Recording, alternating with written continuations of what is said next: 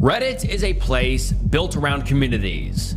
Millions of people gather every day to talk about movies, video games, sports, and just about every hobby imaginable. But not all communities are built around harmless hobbies or interests. Some are built for predators looking for sympathy. And other corners of the website become a last resort for people desperately begging strangers to help them when no one else will listen. The deeper you go into Reddit, the more you realize that some of its communities aren't just strange, they're horrifying. Today, we're diving into some horrifying corners of Reddit, and viewer discretion is advised. This one gets disturbing. And make sure you like the video and subscribe to the channel, and let's get into it. r/convicted individual support. And that's not the name of the subreddit, but it's S offender support. I just can't say it, but you get what I'm saying, and let's get into it. Reddit can be a dangerous place for someone to share their thoughts, feelings, and even opinions. Look at places like r/politics or r/am I the asshole, or really any subreddit, and you'll find hundreds of heated arguments. One post can lead to users berating each other, name calling, and so far as judging one another's character. It's like once someone types in Reddit on their web browser, they feel no need to hold back anymore. But I recently came across one community that by far is the most insane. It's one called r/offender support. It's for people who have been convicted of predatory offenses that landed them on the registry for those such crimes. To keep it simple for the rest of the story, I'll refer to them as convicted individuals. The first thing that you may be thinking is that it seems insane. It sounds like a bunch of people who have done awful things and want somewhere they can complain about their consequences. And honestly, that was also my first thought. One of the first things I come across is a pinned post by one of the moderators that gives an introduction to what exactly the subreddit is, and more importantly, what its purpose is. The post is titled, "For the Curious, the Lurkers, and the Trolls." The post is pretty long, but the gist is in the goals they list, which are: number 1, to offer support in navigating being on the registry; number 2, to listen. It is never okay to minimize or excuse having committed a crime that harmed another person. It is not tolerated here. But we do understand that the road to rebuilding your life after having served your time for an offense is often made virtually impossible to do so. Number 3, to share and provide information about how to find housing and employment. Number 4, to try to answer questions about the multitude of ever-changing laws and rules surrounding registry restrictions. Number 5, to provide resources that will lower the chance of reconviction. Number 6, we will not offer legal advice, but can sometimes explain certain legal processes that are confusing. Number 7, to offer support and encouragement for spouses and family members who are trying to navigate this system with a loved one. Number 8, to share information in the hope that it will help others avoid committing a crime. And number 8, to promote change and healing. So far, it feels reassuring that it doesn't seem like the group's members have intentions of bypassing the severity of their crimes that they're talking about. But then I read more of the post. It says, "Now you read all of that. And if you still feel the need to come here and tell a woman she deserves to be violently hurt and graphically describe horrible things you want to happen to her children because she loves someone who got a BJ from his younger girlfriend in the backseat of his car the day after he turned 17 when he was in high school 15 years ago, or you want to tell an autistic 20-year-old who got caught in something predatory that he was confused by to begin with, to go commit S-word himself, then go for it. Get it all out of your system. Then look in the mirror. See that? That person is a monster. For everyone else, welcome. We're here for you. And actually, you know what? trolls, we're here for you too, because you wouldn't be here spewing violence and hate if you were okay. Now that feels harsh.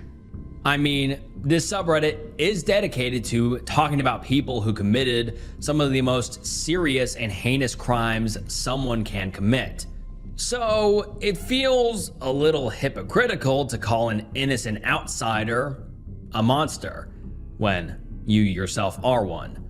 Of course, it's not okay to send death threats like the ones they mentioned, but that rant gives the impression that they treat all of these convicted individuals like they accidentally walked onto the registry or something. And any assumption that maybe most of them are actually just guilty is criticism that they chalk up to harassment and bullying. But it's not just this one moderator. It looks to be a running theme. There's some debate on it, but many others feel similar. One user asked this question: how many people are actually offenders? And many replies are pretty surprising, to say the least. If everyone were caught for everything they have done, especially as teenagers, and considering the breadth of the criminal law, I would wager most everyone would be a convicted individual of some stripe. I would argue most people have committed some sort of offense in their lifetime. I'm not saying everyone is a perv, but how many men do you know that have dated a significantly younger woman or went to the bathroom in public? These, among others, don't really answer the OP's question. Rather, they just take it and use it as somewhere they can put their frustrations about the system. And the amount that these types of comments are repeated is honestly concerning. Because in reality, statistics show that the type of cases they are talking about are much more of a minority than they are letting on. The United States Sentencing Committee states that 98% of people were convicted for terrible, violent, and disgusting crimes, most of which I cannot name here. Only 2% was because of something other than that, like maybe, quote, using the bathroom in public. Which does not give the impression that everybody would be a convicted individual, but that actually most people are rightfully placed on that list because they're downright dangerous. But let's take a look at some of the users on here to see if they should or shouldn't be placed in that category. This is one post from November of 2025. First time post, part of my story. It reads, I wrote a lot before mentioning it and don't know where to put it, but I'm 21, turning 22 soon. I guess I should start with my childhood, I'm not sure.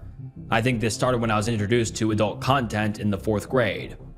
I wasn't necessarily attracted to it, but as I got older, around mid-teenage years, I became severely depressed. I attribute this to my household growing up. Very chaotic, and it called for me to be constantly hypervigilant.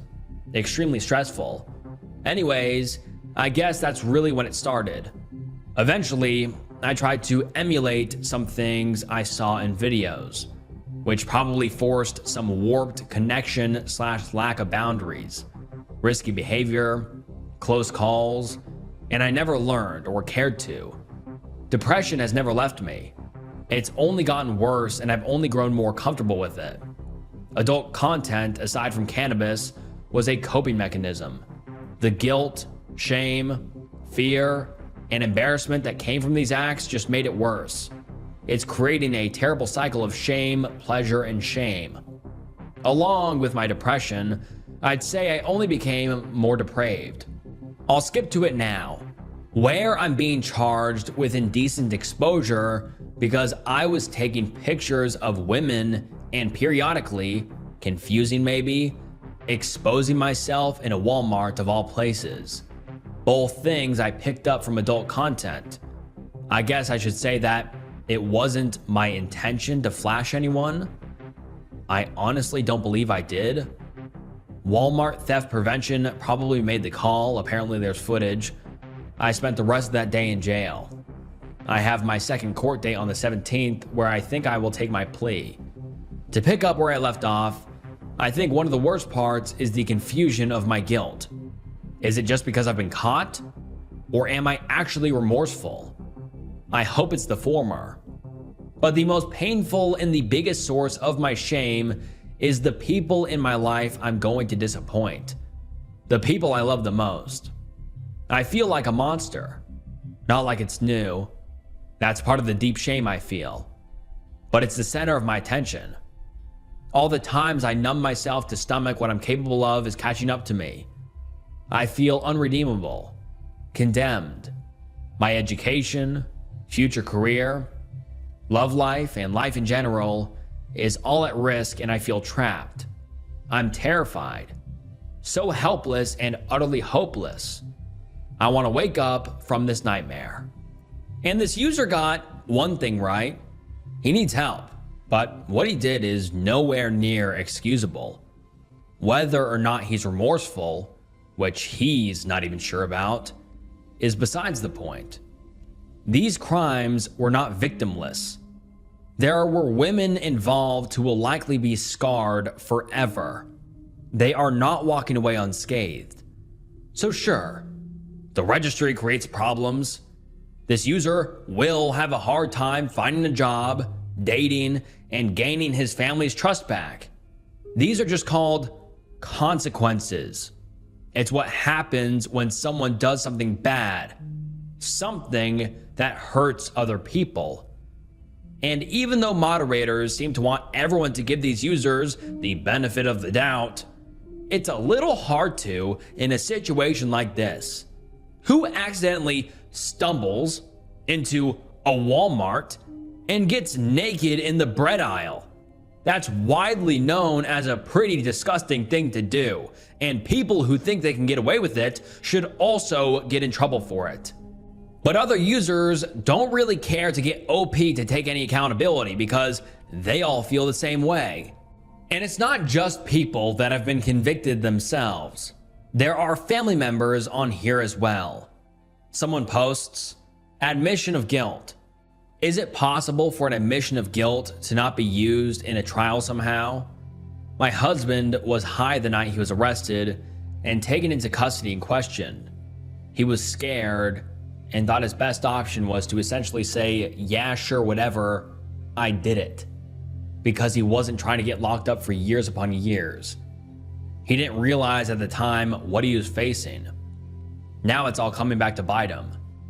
His public defender says there is no legal leg to stand to file a motion to exclude his admission, but they could argue it to a jury. His issue is he doesn't trust a jury. The only evidence is testimony. An expert on the subject and his statements to police. No eyewitnesses, no physical evidence, nothing. Edit to add, my husband was questioned for a while, unsure exactly how long, denying the entire time, but ultimately he felt like he had no other choice. He knew they weren't going to give up and that no one would believe him. He knows what he did by admitting was stupid. It's like they're desperate for help for all the wrong reasons. Because in the comments, she explains that it's not like her husband admitted to something like peeing in public, but actually it was for exploiting an ex-girlfriend's kid. Instead of taking into consideration the weight of an accusation like that, she says that because he was using cannabis, he mistakenly admitted it. What she hasn't considered is that maybe it just actually happened. And maybe we should be focused on getting help for the victim. And with things like these, it feels obvious that they should be convicted. The public has a right to know which people around them have done horrific things like this, to give the public an opportunity to stay away from offenders. But even still, the general consensus here is that there should not be a public registry, even with a case of a genuine predator. A man by the name of Matteo Condalucci became a convicted individual after he'd done unspeakable things to his daughter for years and years. But what are users on this subreddit most concerned about? The fact that he was murdered by someone named James Fairbanks, a resident of Omaha, who had stumbled upon Mateo when searching the registry of an area he was planning on moving to. He fell into a rabbit hole of researching him and what he had done, even going as far as passing the offender's house. And when doing so, James described him as, quote, pretending to wash his truck while staring at a group of kids playing in the street. James had also noticed a playground in the offender's backyard, and with all of the details put together, it was too much for him to bear. He became obsessed with him. He couldn't eat or sleep. He couldn't think about anything else other than who Mateo may hurt next. James said, quote, I couldn't, in good condition, allow him to do it to anyone else while I had the means to stop him. Which led to a post on the convicted individual subreddit titled, This is terrifying. People wonder why we don't want public registries. And it's filled with comments like, quote, this angers and disgusts me that something like this has happened and how casual he is about committing murder. I hope he gets the death penalty. No remorse. First damn comment, it's about a defense fund. We are the only country that I know of that has a public registry. All others that have registries are only available to the police officers. The best thing we can do as a country, if we still need a registry, is to have them only available to police officers and no housing restrictions. The housing restrictions don't do anything, or they make things worse. So the murderer of someone as evil, predatory, and dangerous as Matteo Condalusi should die, but they're acting as if the monster himself is innocent. Make it make sense. Cases like Matteo are honestly the perfect examples of why there should be public registries. What about all of his neighbors who have kids that might play near his house? What if he comes across as the sweet old man across the street and no one thinks anything of his friendliness until it's too late? I'm not saying he should be murdered, but I think it's absurd to say his crimes should be hidden. And of course, not all convicted individuals are like this. There are plenty of posts on here that showcase examples of people that haven't committed something so egregious, or users that started behaving in ways when they were young and never got the help they need, and the shame and guilt they feel is just crippling. But that doesn't take away from the culture on this subreddit, which is honestly pretty disgusting. It's one thing to want change, to want a system that better helps people, that prevents terrible things from happening instead of just punishing people and giving them no chance of rehabilitation. But to ask to have the whole registry removed feels gross and predatory in itself.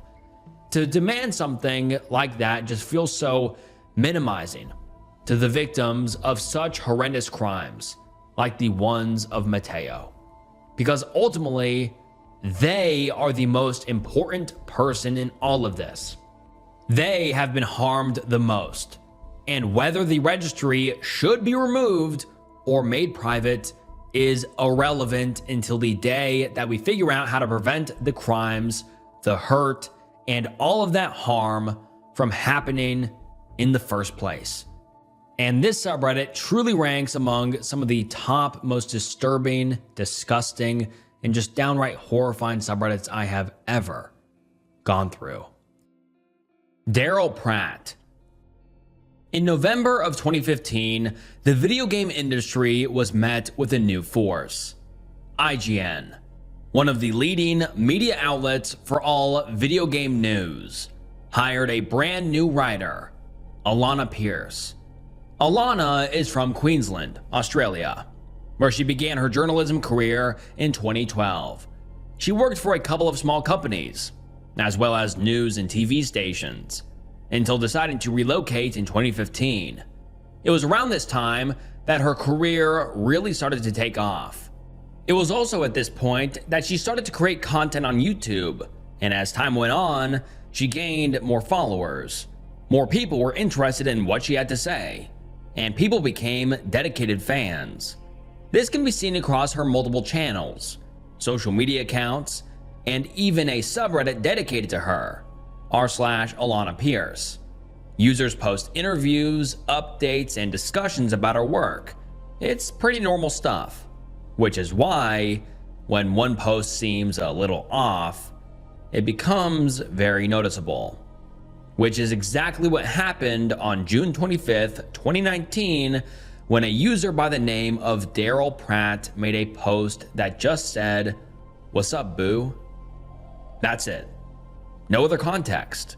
No pictures, no video, no other comments. It's very out of place for the subreddit. No other users make any post remotely like that on this page. And that isn't the only post made by the user on r/Alana Pierce. There's one more from the same day, just 2 hours earlier. All this one says is, "Hey." It's just odd. But what becomes concerning are the comments. How are you not banned at this point? So, you're back, huh? I hope you're doing better, man. And good to know you're alive. And at this point, I hope you're just joking and not actually obsessed with her again. These users are commenting on the end of a long and treacherous road that Daryl Pratt has gone down. These last two posts were the last anyone ever heard from him, but it was an exhausting journey to get there. So let's start at the beginning. The first time Alana Pierce got unwelcome attention from the internet was shortly after she began a relationship with voice actor Blaine Gibson. As she was living her life and continuing with her normal content, she received this comment on one of her YouTube videos. "Wow, what a surprise. She has a boyfriend? But for real, what is it with the females and their need to constantly be in a relationship? Like, why can't they be single for at least a month? I watched all your videos since the beginning. I hope I can meet you one day and we could have something great, but no, you had to go and settle with that first douchebag that walked in front of you. I bet he doesn't even tell you how beautiful and freaking hot you are every day. I bet he didn't even care about you until you opened up to him. I'm so tired of every single woman I like having a relationship. That's it. I'm so done." This comment got popular on r/Nice Guys for good reason. Clearly, someone can't get a girlfriend. And Alana just replied back, "I was single for over 2 years before dating Blaine." But nice guys don't stop. And as a woman in the public eye, Alana continued to get these kinds of comments, specifically from one account under the name of Bruce Wayne. He used a picture of a penguin for the profile picture, and over time, Alana started to see these penguins everywhere. He was not one of a kind. She had these types of fans often. People that would leave tons of comments and send messages that were just too much. Usually nice, but over the top. And the more they came in, the more overwhelmed she would get. Her approach in the past would be to politely ask them to stop. Not that they had to stop watching her videos, but to cool it a little, which is completely reasonable. But every time she would do that, they would freak out. The rejection shattered their ego, and with that kind of blow, they became angry. Now, they hated her. They dedicated their entire account to trying to ruin her career. The comments would switch from praise to criticism. Her every move was still being watched, but now from an enemy instead of a fan. So, with someone like Bruce Wayne, Alana wanted to try something different. She started to slowly block him on different social media accounts, depending on which ones he was most active on.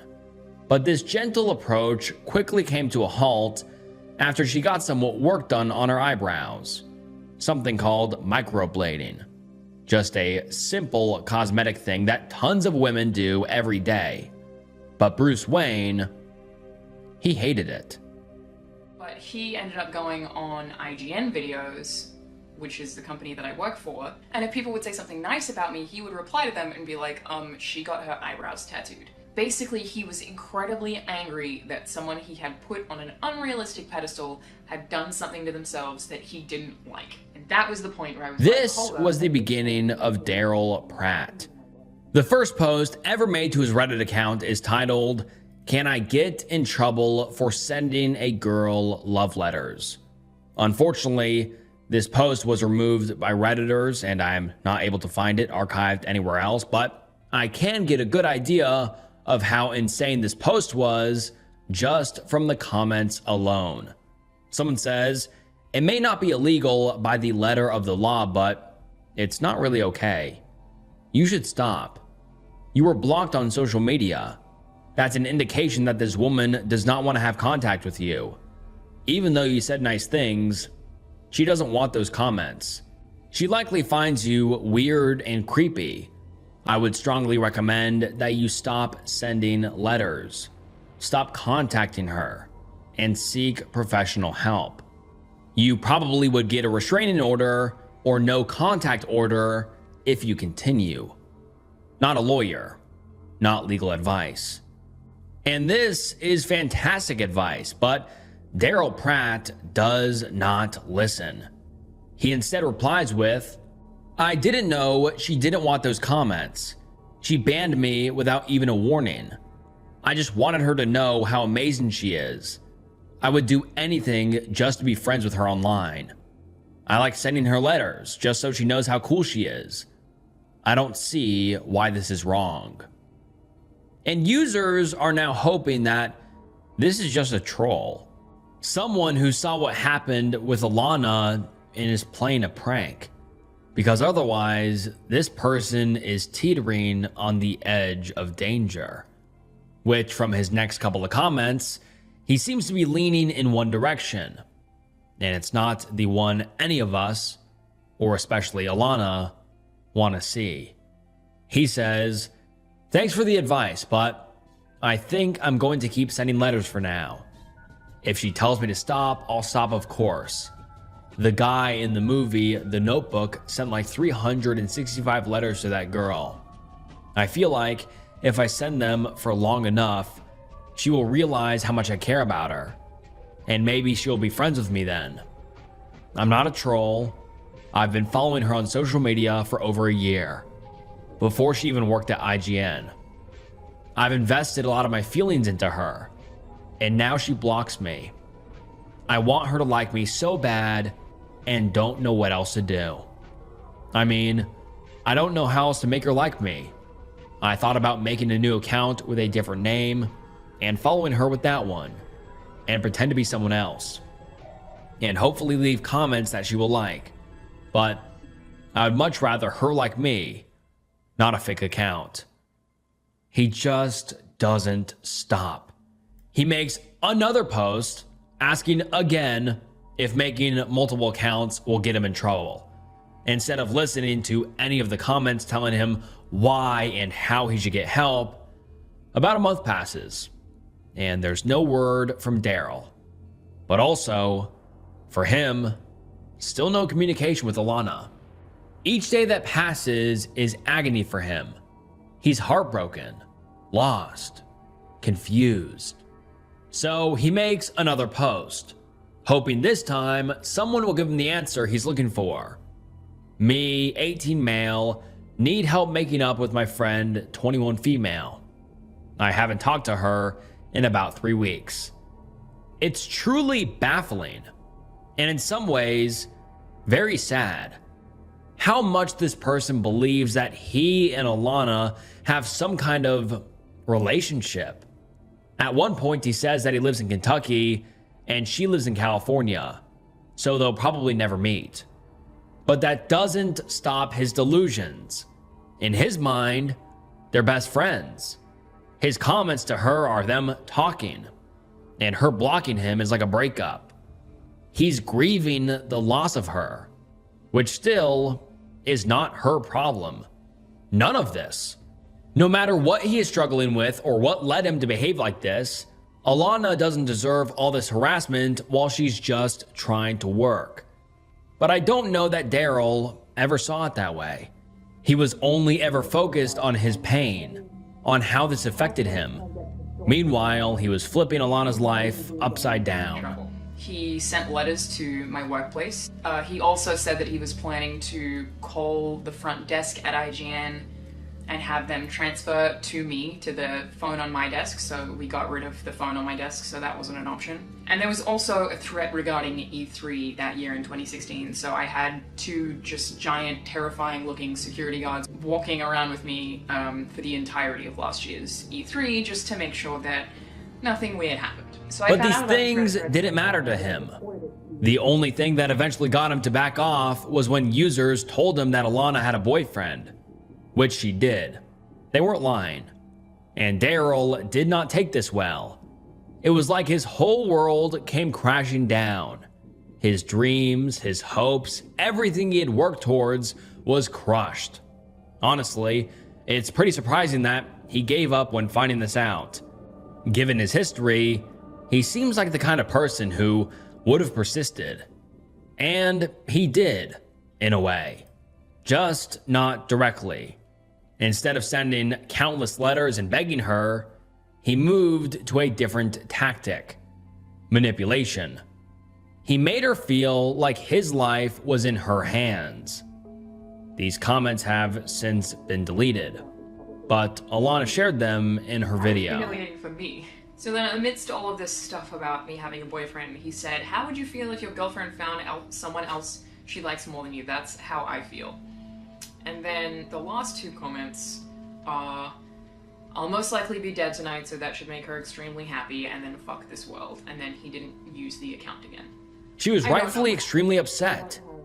Not only had she been thrown through the ringer the last couple of months, watching her back and fearing for her life constantly, but now she felt the weight of someone's life on her shoulders. She mentions in her video that she understands where this mentality comes from. Like Daryl mentioned in his comment about The Notebook. So many shows and movies have characters that chase endlessly after women, no matter how far they run, but by the end of the story, they end up getting married and living happily ever after. But that's not how real life works. But Alana suspects that's where Daryl learned that behaving like this is not only okay, but the way to win her heart. When really, it just tormented her and left her distraught. She has no idea what happened to him after those comments. She thinks that he has made a few other accounts where he continues to talk to her, but nothing has ever been that intense again where she feels like she needs to put up a boundary again. Of course, I don't hope that he was being truthful in his last comments and actually died that night. I hope that he finally came to his senses and got the help he needs. And I do hope that was the end of it all. Even if Alana stopped getting harassed, it's possible he moved on to another woman and stalked them instead. People have found a few accounts that they suspect is him, but nothing is proven, and either way, no other profile has caused as much trouble as Daryl Pratt has. And hopefully, it stays that way. Internet user 1998. One of the most entertaining subreddits on Reddit is one called r/whatisthisthing. With almost 3 million weekly visitors, there's tons of users every day who post pictures of random or obscure looking objects that everyone investigates. Each post is like a puzzle, and it's a race to see who figures it out first. It's usually something wholesome or just not that exciting. In fact, it's even pretty anticlimactic sometimes. Someone comes in anxious and worried that some small device or substance found in their teenager's room is a drug, and that their child is in extreme danger, and the comments then reassure them it's nothing, and everyone moves on with their day. So when something pops up that actually looks concerning, people stop. They really investigate, looking into every possible explanation, hoping it's not what they think. One post made on July 12, 2017 by internet user 1998 became one of these. It became so serious that the moderators actually removed the post because they felt like the OP needed to get actual help from law enforcement and not from other Redditors. The title of the post reads, "I think I'm being watched. Is this a camera?" And I wish we could see the picture that was attached, but like I said, it was removed. But the users that did see it not only confirmed that it is in fact a camera, but that the OP might be in danger. Because not only was this object deceivingly a camera disguised as a pen, but it was hidden in a very private space, somewhere where no one should be watching. The bathroom. Worse than that, we come to find out that OP is 16 years old. They give more context here. The post reads, "Okay, I'll write a full update / life story now. My parents died in 2013, sending my brother and me to foster care. For the past 3 to 4 years, I've lived with this guy and his dad who have done some awful / creepy shit. It would feel wrong to exclude the fact that he supported my brother and me for so long, but this is unacceptable. A week ago, my brother moved out, leaving me with this guy who just put a camera facing the shower this morning. I posted this thread on my work break. Now I'm off work at home after talking with him about it. I don't want to live here anymore. I haven't for a while, but I have no one that will take me in at 16. I've built the last 3 years of my life living here. I have no idea what to do. I've tried calling CPS before and they came and left. That can't happen again. I'm pretty much alone in this house with no one to talk to or help me. What am I supposed to do?" Some people suggested they go to an Office Depot or Staples and confirm that it's a camera, which the OP did. The employees there agreed it most certainly was. So now it was real. The OP could be in real danger. The first thought is to call the police or CPS, but like they said, the thought of contacting them again and them leaving was terrifying. They say, maybe because I don't want to be left alone with a deranged perv who's mad that CPS was called. So the user is stuck in between a rock and a hard place. Either way, it feels like they're backed into a corner with a monster. One solution is given by user Japanese Knotweed, who comments and says, "Where are you?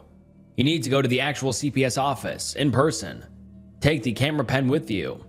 Bring a change of clothes and anything small, transportable, and precious. Everything you need to be reasonably comfortable for a few days, and just go. Sit down in the waiting area and say, I don't feel safe going back to the house until I know what this is and what's on it. Then don't get up until an option you feel good about shows up. There are short-term respite foster care providers in most areas, and this is one of the ways they can be of great help." Their only reply to this by OP was, "I called CPS for a different reason earlier this year, in a sort of way that would make it look like someone else called. They wanted to talk to me and ask every question right in front of the dude. Saying I'd like to talk to them in private didn't look too good. Well, I told them every messed up thing he's done the past few years, and especially what happened earlier that week, and I'm pretty sure they just saw me as a dramatic lying teen. Then they left." It makes sense why the user has no trust in CPS. The system has repeatedly failed them, pretty miserably. So much so that their first instinct, and really the only option in their mind, is to ask Reddit, which is just heartbreaking. She's just a kid. She should be able to trust the people who are supposed to keep her safe. But instead, they made her feel like she was too much. And now she's forced to live in this fear. Eventually, the user does give in and gives CPS one last try, even though she has low expectations. The user wrote, "Update, CPS has been called. I have a place I can stay at if they take me when they come. Now I play the waiting game. I'll update when they come." Although the OP has never updated us. They only left one last comment. That's the only reason I was hesitant to call in the first place. I've done it before, and they just left. I can only hope. It's a terrifying cliffhanger to leave us on, but that's all there is.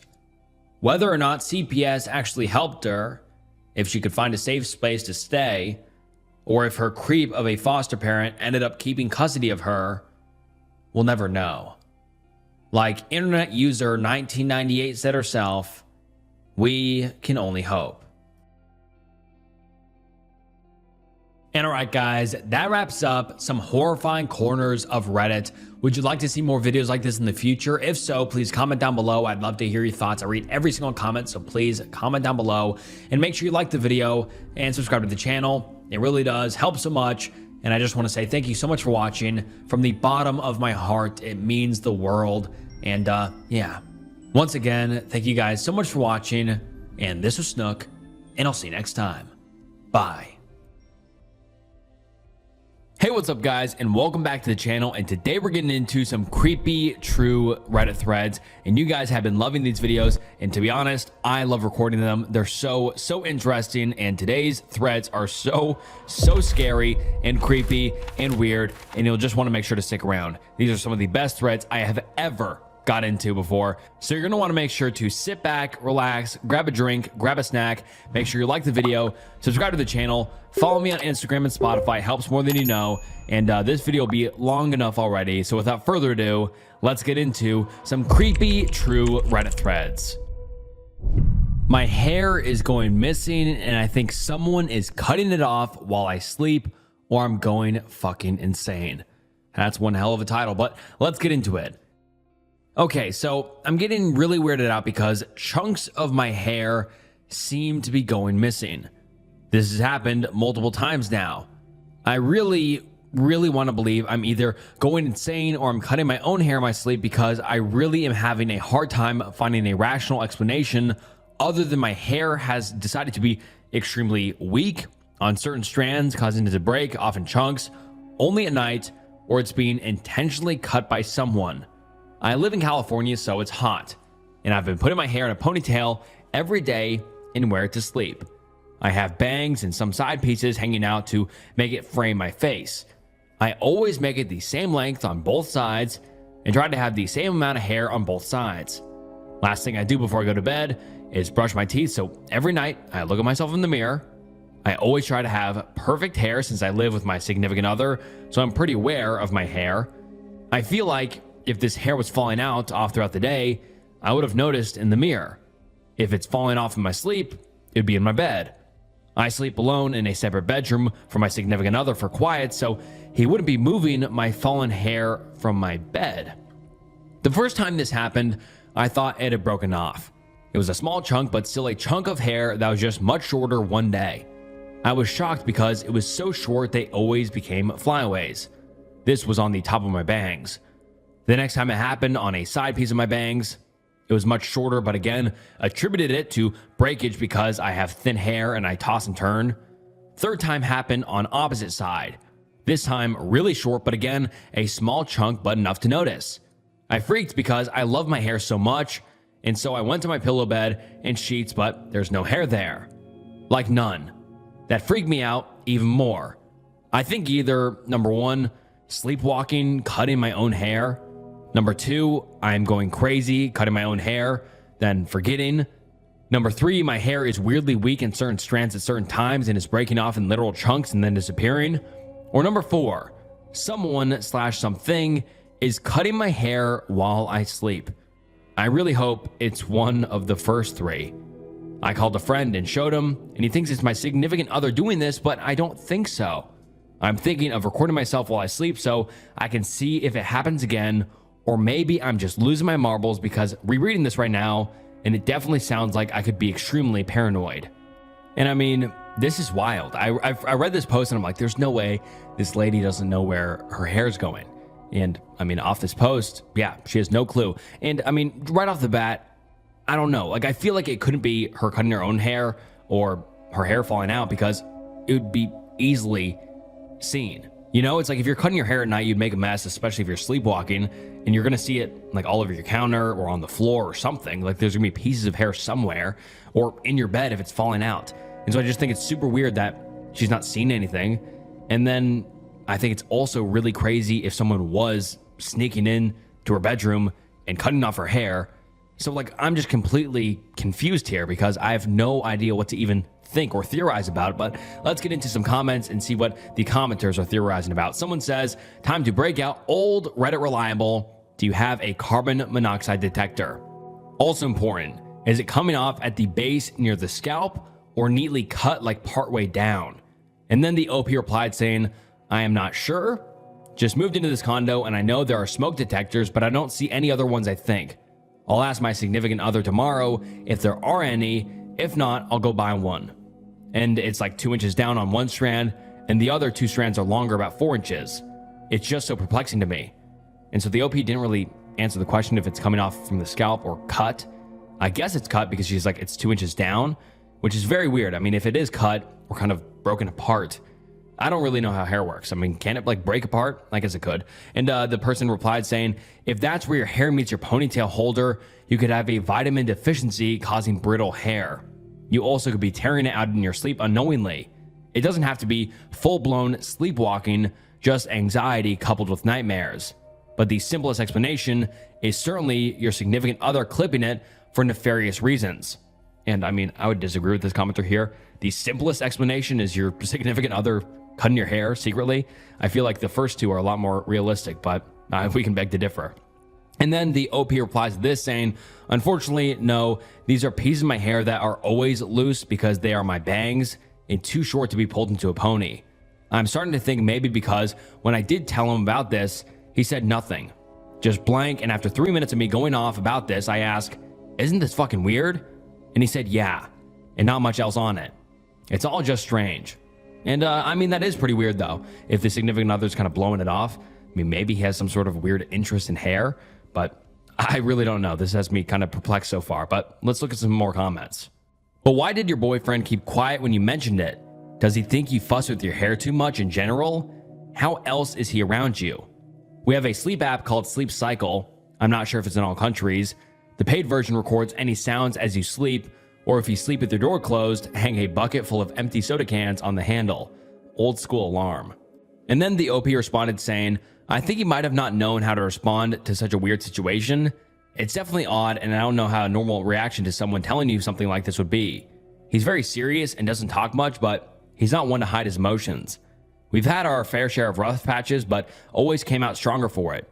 It just wouldn't make sense for him to do it though. Wouldn't he want me to look good? I don't think he hates me or something. It's my birthday today, so hopefully it doesn't happen when I finally go to sleep later. And then a person responded to the OP here saying, if he was doing it, it would indicate a severe mental issue. Like, if I can make her ugly, she can never leave me, or something else equally creepy and possessive. So if it is him, please get the fuck out. And that's a good point. I mean, some people think in really weird, strange ways. I'm not blaming the boyfriend here, but yeah, some strange people do think that way. They're like, if I can make her ugly, they can be mine forever. That sort of weird shit. And so that's a possibility, but I don't know. And then the OP did say, you know, it's a weird situation. He wouldn't know how to respond. I disagree. I mean, it's like if my girlfriend was like, hey, my hair's falling out and I think people are cutting it when I sleep, I'd be like, what the fuck are you talking about? That's what the fuck, show me. And then keep asking about it. I wouldn't go, yeah. Like that's the reaction he had, which I think is very suspicious. Like any normal person would be like, you think your hair is being cut when you sleep by somebody or something? That's pretty strange. But yeah, I think the boyfriend's reaction is pretty strange. But let's go on to the OP's update. Mini update. My hair is going missing. So I got a camera to watch me while I sleep. I got a motion detecting camera, which will start recording as soon as it detects any motion for 60 seconds. And then it stops. And then if motion continues, if again, and starts it up again. Also, this OP uses basically no punctuation, so I'm going to try my best to read this. Because I had thought it was me doing this, I had told my partner and he went out and we got the camera. We set it up and both had the app on our phones, and I go ahead and go to sleep and I wake up and there's about a minute missing. There is a moment on the camera where it doesn't catch him getting out of his bed, and what it catches is him getting back into bed. So there is a part where it doesn't catch him getting out of bed, and it really just bothered me. I brought it up to him. He said he knew what happened. He hadn't touched it, and that was that. He got pretty upset that I felt violated. The night before, I had gone to dinner with my mom and told her, and she thinks it's my significant other. It was me, him, and my mom at the dinner, and I brought it up, and all she said was, set up a camera, and you're going to catch who is doing this to you, and then I want you to text me, and I will tell you what the next steps are. Today, I called my psychologist. He too thinks it's my significant other. He wants me to leave him immediately, as my significant other is the only logical explanation. I showed him my hair, and he thinks it's being cut. I still don't really believe him, and he understood and said he set up a separate camera where your significant other doesn't have access to it. So that is what I'm going to do, but my psychologist said it is my significant other, and he feels that I will need proof to believe it at this point, so as apprehensive as he was about the situation, he advised me to still try and catch what's going on the camera. So we will see. Very strange, and people have a lot of questions in the comments, so let's get into those. Someone says, but was your hair cut during that missing time? Someone replied to that saying, also confused on how it's missing time. If it's a motion activated camera, there was no motion, so the camera turned off, depending on how fast he got up. The camera might not have caught him getting up. Someone else says, I have similar cameras connected to my phone. I can view and delete data as needed. If he has the application on his phone, he could do the same thing. He could have screwed up a little with not deleting the video of him getting back into bed though. Someone replied to that saying, right, so then if you were concerned that your partner who normally sleeps in another room was stealing your hair, you wouldn't give them access to the app or tell them to sleep in your bed, right? There are clearly red flags in the relationship if the psychologist is saying to leave him, but this proves nothing about him stealing your hair. And then the OP replied saying, again, I thought it was actually myself doing this. That's why he slept with me last night and had access to the app. That makes no sense. And the OP got 30 downvotes on this, so everyone agreed with that. Yeah, that makes no sense. And then someone replied to that saying, yesterday you 100% did not think you were doing it yourself. And the OP said, deep down, kinda, yeah. This is really going off the rails. I don't know what the OP is even saying at this point. And then some commenters dive into the OP's post history. Someone says, the reason this OP's psychologist has advised OP to leave the significant other is unfortunately clear once you read OP's post history. There is a mental health aspect to this, and the doctor is apparently trying to help OP by removing uncontrollable variables and give OP the stability to prevent past behaviors from being repeated. And it seems family and friends may feel the same. I hope OP just removes the significant other for a couple of days to see if there are any other instances, but not a place the significant other can access. OP, please listen to your loved ones and doctor. If this is proven not to be him and he wants to break up, the relationship isn't what you think it is. And then someone replies to that saying exactly this. Reading between the lines of OP's post, it's clear that both her mom and her therapist think the significant other is doing it. Likely there are other things that have happened in the past for them to not trust the significant other. But OP is still adamant that their significant other is innocent and continues to act against her own best interests. And then someone else says, it is so obvious how unhealthy this relationship is. It has gone to the point that the significant other is stealing OP's hair. There is no instance where this isn't creepy as fuck. Yet OP continues to make excuses and blame themselves. If their therapist, real-life family, friends as well as a bunch of internet strangers can't convince OP they should get out of the relationship immediately, then I don't know who can. OP, leave. Don't become another statistic. Someone else says, this is extremely strange. Please be careful and do not bring this up anymore to your significant other. Let them think you've completely forgotten about it. Someone who's already taken a knife to your body while you're sleeping is capable of harming you in other ways.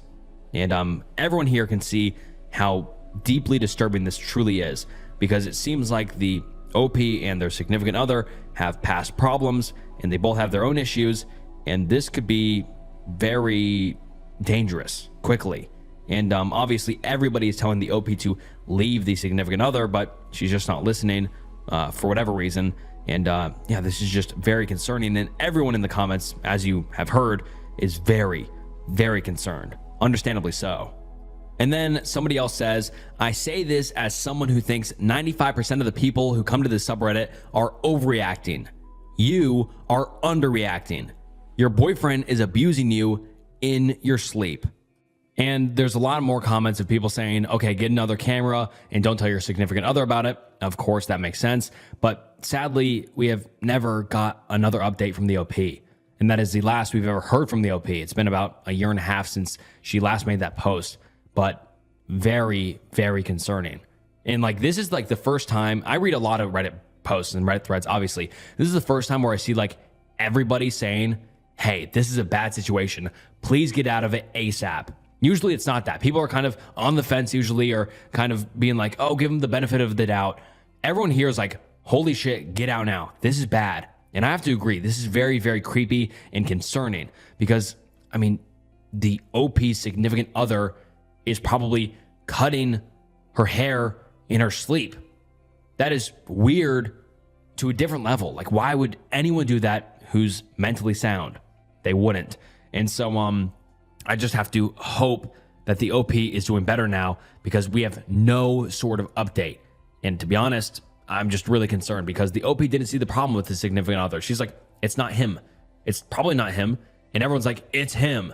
Mom, psychologist, everyone on the internet was saying it's him, and they still weren't listening. So hopefully the OP was able to change their mind, get into a safe situation, but just deeply, deeply concerning. And yeah, I'm just worried about what happened to the OP because, yeah, like some commenters said, if he's doing this, who knows what else he might result to next. I mean, if it's cutting hair now, it could be doing something next. Who knows? But yeah, like I said, super, super concerning. And I just really hope the OP is doing better now. But what are your guys' thoughts on this? I just think it's wild. I found hundreds of pictures of my brother on my boyfriend's laptop. Can anyone please explain to me what's going on? Posted on August 30th, 2018, and the post reads as follows. I've been with my boyfriend for over a year. Our relationship is/was great, and we honestly never had any serious problems. We both have full-time jobs and live together. He's good friends with my younger brother as well, mainly because of their shared interest in fitness, workouts, etc. They hang out a good amount and go to the gym together. In hindsight, the fact that they're good friends makes it all the more creepier. Yesterday, I was home alone and my boyfriend was at work. I needed to print something out, but my laptop wasn't working at all. My boyfriend has several laptops, and there's one in particular he never uses. At least, I've never seen him use it. I thought it was some dusty old thing. I grabbed it, and it was not shut down properly.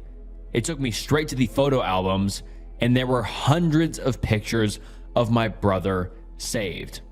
Most were pulled from his social media accounts, but there were also pictures of him from his rugby team's website. What the fuck? This isn't even the worst. There was an album that only consisted of creep shots and videos, pictures of him sleeping, and even videos of him getting changed. You could clearly see in the videos that he wasn't aware of being recorded. What the fucking fuck? The last picture he uploaded was literally last week. This is so creepy. I don't even know what to say. There were also pictures of someone else's gym clothes, and I'm also assuming they're also my brother's. I'm confused, disgusted, and shocked. What the hell is even going on? When he came back from work, I just went straight to sleep. I couldn't even face him. I honestly can't think of a good reason he would do this. I mean, straight guys don't usually do this, right? I don't know if I should even confront him about it. Should I ask him what this whole thing is about? And now let's get into some comments. Someone says, he's clearly got a thing for your brother. It's not a healthy way of expressing it. Creepy, if anything, but it's quite obvious. Confront him. Tell him how uncomfortable it makes you feel. Be prepared to break it off with him. I'm sorry you're having to deal with this. And then the OP replies saying, it's weird because I never even suspected that he has a thing for my brother. I would have noticed something like that. I honestly just can't believe it. The OP then added something in the comments saying, I was talking to my brother the other day and he told me that his dirty clothes keep going missing and that he's convinced someone at the gym or other places keep stealing it. I just found it kind of funny / weird at the time, but now I'm thinking it's way more fucked up. Oh boy, this could escalate quickly. Let's keep going. Someone else says, it's not just that your boyfriend is attracted to your brother, but that he's clearly obsessive. I'm a single guy and I will look at Facebook pictures of my crush, but I don't save them to my computer. That's super creepy. And him taking pictures of your brother sleeping sounds criminal. This is a lot worse than your boyfriend being secretly gay. And then someone replies saying, in my opinion, saving them isn't so much the concern as is taking creep shots of him. That's a serious WTF. And then someone else replies saying, I would take the laptop and show my brother, then go to the police to report it. Someone else comments saying, I don't recommend confronting him alone. This is some very unhealthy stuff, and I feel like if you corner someone with this sort of thing, he may react in a way that puts you in danger. Don't do that, even if you crave the dramatic airing. Someone else replies saying, yes, I suspect the boyfriend will react very poorly to the OP confronting him. And this is a big revelation that could potentially bring to light something the boyfriend wants to hide and is ashamed of. This could be really dangerous to the OP. And then the OP gives us an update saying, sorry to disappoint, but this isn't a positive update. I'm still trying to mentally process it all, hence the delayed post. I grabbed the laptop to take pictures of the photo albums, and I found way more stuff than I originally stumbled upon. A lot of commenters in the original post said that he probably used me to get closer to my brother. I didn't quite believe it at first, but they were right. While I was taking pictures of the photo albums, I found even more folders. He began saving these pictures 4 to 5 months before we started dating, and my brother didn't even know him at the time. That realization sent chills down my spine. I also went on the internet, the bookmarks, the browsing history. It was all horrific. I'm not going to elaborate because it's honestly sickening. It's clear that he has an obsession with my brother and extremely violent and disturbing fantasies about him. I'm not talking about bondage, although some of that was there too. This was absolutely messed up, scary stuff. I cannot believe that I was so clueless about everything. I went over to my brother's place and explained everything. Showing him proof on the actual laptop, he was shocked / creeped out, of course, but didn't believe that my ex was behind this for different reasons. But he's not gay. He wouldn't do something like this, etc. I wanted to go to the police, but he completely refused. I explained that this isn't just a crush from a seemingly straight friend. This is an unhealthy, psychotic obsession. He completely denied that he was in danger and seemed embarrassed more than anything. I told him that X actually started creeping on him months before the relationship begun and took all those creep shots. Besides, the browsing history and bookmarks were specific to him. It would make anyone freak out. When I showed him the pictures of his clothes, he was very confused and asked why X would steal his dirty clothes. But he still didn't want to go to the police. My plan was actually to confront my ex in public, but my brother just straight away texted him to come over. Side note, he arrived super fast. I wonder what he was expecting. When X came, I showed him the laptop and asked him to explain. The entire situation was so bizarre. While I was talking, he seemed incredibly angry. I've never seen such a look on his face before, but then he calmed down and casually confessed to everything. He said that it was just a habit he got into and that he's truly sorry. At that point, my brother said that it is probably a prank and that it wasn't funny, etc. I started crying a little, and X rolled his eyes and told me to stop crying. He was so nonchalant and cold. I didn't even recognize him anymore. Then he said that he would immediately stop doing this if we kept this to ourselves. I think my brother finally believed him then, because he was absolutely dumbstruck. X said that he'd take down the cameras too, and that we shouldn't make a big deal out of it. I asked him where the cameras are, and he proceeded to show us. He probably thought he was a good guy for cooperating with us and that it would make the situation less creepy. Turns out, there was a camera in the shower as well. It was nauseating. The conversation that followed was extremely uncomfortable, and X said some very provocative / inappropriate things. They ended up having a huge argument about the stolen clothes amongst other topics, and the rest was pretty awful. I eventually went to stay at a friend's place. I'd already packed my stuff anyway. Later that night, X texted me that I'm a bad person for invading his privacy, and that I'm selfish, narcissistic, a bad human being, etc. He said that he's willing to forgive me though. Yeah, he really said that. I blocked his number. And on everywhere. A day later, he came to me at work and I told him to stay away from me. He did that every day for 1 week, at different locations, until I seriously threatened him. He said that he never cared about me anyway and wished me luck for my future relationships. A couple of days ago, my brother texted me. We haven't spoken at all since that day, and apologized. But he still refuses to address the elephant in the room. He's just pretending it never happened. I told him that X is clearly not stable. Why would you not notify the police? I honestly don't know what to do. Is there a way I can report this, just in case? And oh, by the way, it was his 21st birthday yesterday, and I called him in the morning. He told me that he got a present from an unknown sender. I said that sender is probably not unknown to us. Like, this is 100% my psycho X. I just know it is. As I said, this isn't a positive update. A lot of people seem to be concerned, and that's the only reason I posted this. I just hope things don't get worse. And I mean, that is just crazy. I think it's crazy that the OP's brother didn't go to the police. He had a camera in the shower. I mean, let alone all of the other creep pictures that were taken of him sleeping and undressing, doing all those things. Obviously, that is so creepy. But he had a camera in his shower. That was probably like a live stream almost. Like, that is as intrusive and disturbing as it can get, and you could easily go to the police with that information, but for whatever reason, neither the OP or the OP's brother wants to go to the police to report this. I just find that very, very odd. But let's get into some of the top comments. Someone says, "Girl, take that whole laptop to the police. I am not kidding. This is very serious. If your brother ends up dead, you will never forgive yourself." And then someone else says, "This needs to be higher up. OP, this guy is showing serious signs of a true psychopath and future serial killer behavior. You are not safe, and neither is your brother. Take that laptop and go to the fucking police now. Don't wait. Don't worry about anything else. And check your brother's house for more cameras instantly.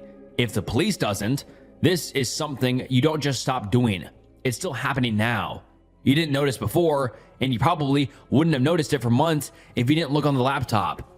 The way he talks to you and views the world is truly disturbing, and the way he told you to stop crying, that's psychopath behavior. How he went calm, same thing.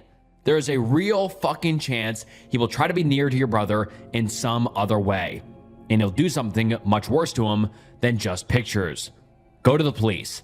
Stay safe." And I absolutely agree with both of these commenters. Like, this guy is showing clear signs of just obsession of the OP's brother. He's not going to just stop. People like this don't just stop until they get apprehended or seriously disciplined in some sort of way. Like, this guy is not going to just be like, you know what, I got caught, I'm going to leave it. No, he's going to keep stalking the boyfriend or the OP's brother, most likely, which is very concerning, obviously, but that's the exact reason why the OP needs to go to the police. They can't just leave it. And also, the commenter brought up a good point. There's probably cameras elsewhere. I mean, the shower obviously is like a relatively obvious one for a creep to put it, but it could be in his closet, in his bedroom, in another place in the bathroom, anywhere. Like, you have to comb the house for any other extra cameras, because that's probably not the only one. I don't know why everyone here is being so relaxed about this, but they just need to go to the police. And then the OP left us with one final comment saying, "I definitely won't post another update. This is the last one." And I forgot to mention, but I had the laptop. He said that he was doing us a favor by letting us keep it. I mean, he didn't really put up a fight about it, but thanks for your concern either way. And that is the last we have ever heard from the OP, and just a very weird situation. I wonder if the OP ever went to the police about this. I mean, I would have, but they seemed very against going to the police for whatever reason, and just a very odd and creepy situation, because most likely the OP's boyfriend, or ex-boyfriend now, will continue the stalking one way or another. It's just very concerning, and hopefully nothing else came out of this, and hopefully the ex-boyfriend stopped stalking, but who knows with these people. And now I just hope that the OP and the OP's brother are safe now and away from this obsessive stalker. OP's journey from Redditor of the day to the most hated person on Reddit.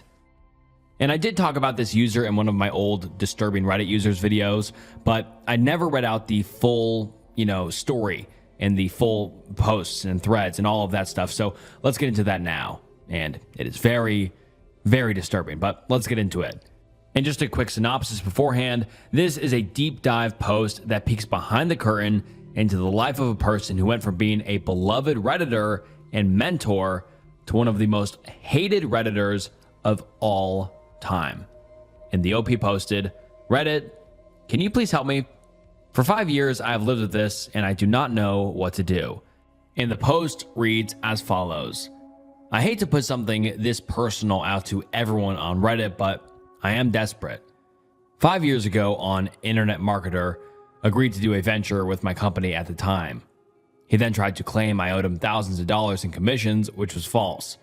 He threatened that if I didn't pay him, he would ruin my reputation. He posted a false rip-off report on me in 2005, a total lie, claiming I stole from his checking account. This now comes up as the #1 search result on Google when searching for my name. In 2005, I started losing clients. Sales became impossible to make. Sometime later that year, I ended up losing the company, which was at the time low-end valued at $600,000. I lost everything. Those who took it over ran it into the ground, thus hurting my reputation even further. Obviously, I know that rip-off report alone didn't cause that. There were a lot of factors, but the rip-off report certainly didn't help. The bottom line is that for the last 5 years, I have had to struggle with the fact that the first result on Google for my name is this rip-off report lie. I have lost great opportunities, and it has been a great struggle. Everyone does a Google search if they plan to work with someone. A claim, even false, that you are a thief showing up on result #1 doesn't help. Just imagine if the first search result for your name was a lie claiming you're a thief. How would that affect your friends, family, work, etc.? I've contacted rip-off reports and they don't care. It is bringing traffic to their site, and so they will do nothing. They do not care to validate whether or not the claim is even true. For 5 years, I have struggled because of that lie. Even friends and family want me to explain it. I did not do anything wrong. I've tried to do good for others continually, and to have all of that shoved aside because of one very loud lie, I must admit, is quite depressing. Is there anything I can do here? Does anyone have a suggestion for me?" And then the OP makes an edit saying, "Totally unrelated, except in the whole let's mess up Carl's life area. Another company has been selling stuff on YouTube/Google Video using video excerpts of me from a presentation I gave a few years back. They never asked my permission, never paid me. I do not endorse what they sell. I don't really bother with that much because it doesn't matter that much in the grand scheme of things. And the video probably gets 3 views a month anyways, if that. I figured I might as well mention that too." And then someone says, "Why not change your name?" And then the OP says, "While this whole thing has hurt me a great deal, it has not destroyed me. Although a struggle, I have managed to build a good career in spite of it. I work with many people on a daily basis, and they know me by name. Changing it would really not be an option, even if I wanted to." Someone else said, "Get a lawyer, sue, etc." And the OP said, "Gladly. But it is easier said than done. I've talked to lawyers before, and the whole thing is very complicated. There are multiple states, multiple entities, etc. Do I sue Google, rip off report, the individual who posted it? Do I sue in Arizona, New York, Pennsylvania? For what do I sue for? At what cost? I have no idea where/how to begin. Most lawyers I talked to basically told me it would cost a lot of money, tens of thousands of dollars, and I would more than likely lose than win. Also, there are statutes of limitations, many complex factors. I would gladly pursue that if I had some kind of concrete plan. I do not want anyone to post negatively about the individual who did this. I will not stoop to that level, and I hope no one else does either. Being on Ripoff Report is a very lousy experience, and I do not wish it on anyone." And so far, it's just a innocent guy asking for help, clearing his name from Google search because it's ruining his business and ruining his life. And it's going to get a lot worse from here, trust me. And then the OP says, "In short, for those willing/able, creating links with Carl Harold on pages already indexed on Google, as well as creating pages that are indexed on Google that have Carl Harold in the title will help.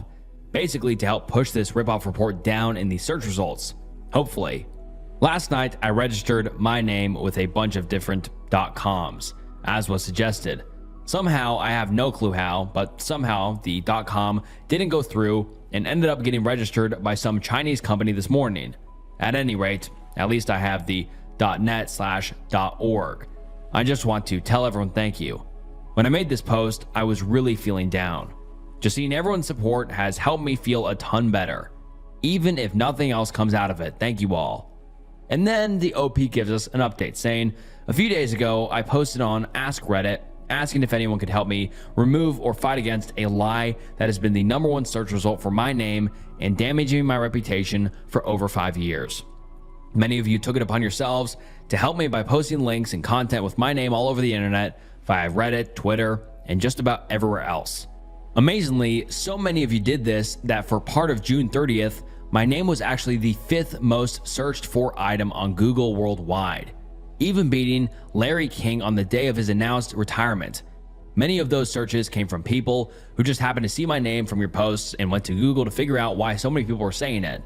Reddit, in a matter of less than 12 hours, you shifted the search behavior of the entire internet in much the same way as a major geopolitical event.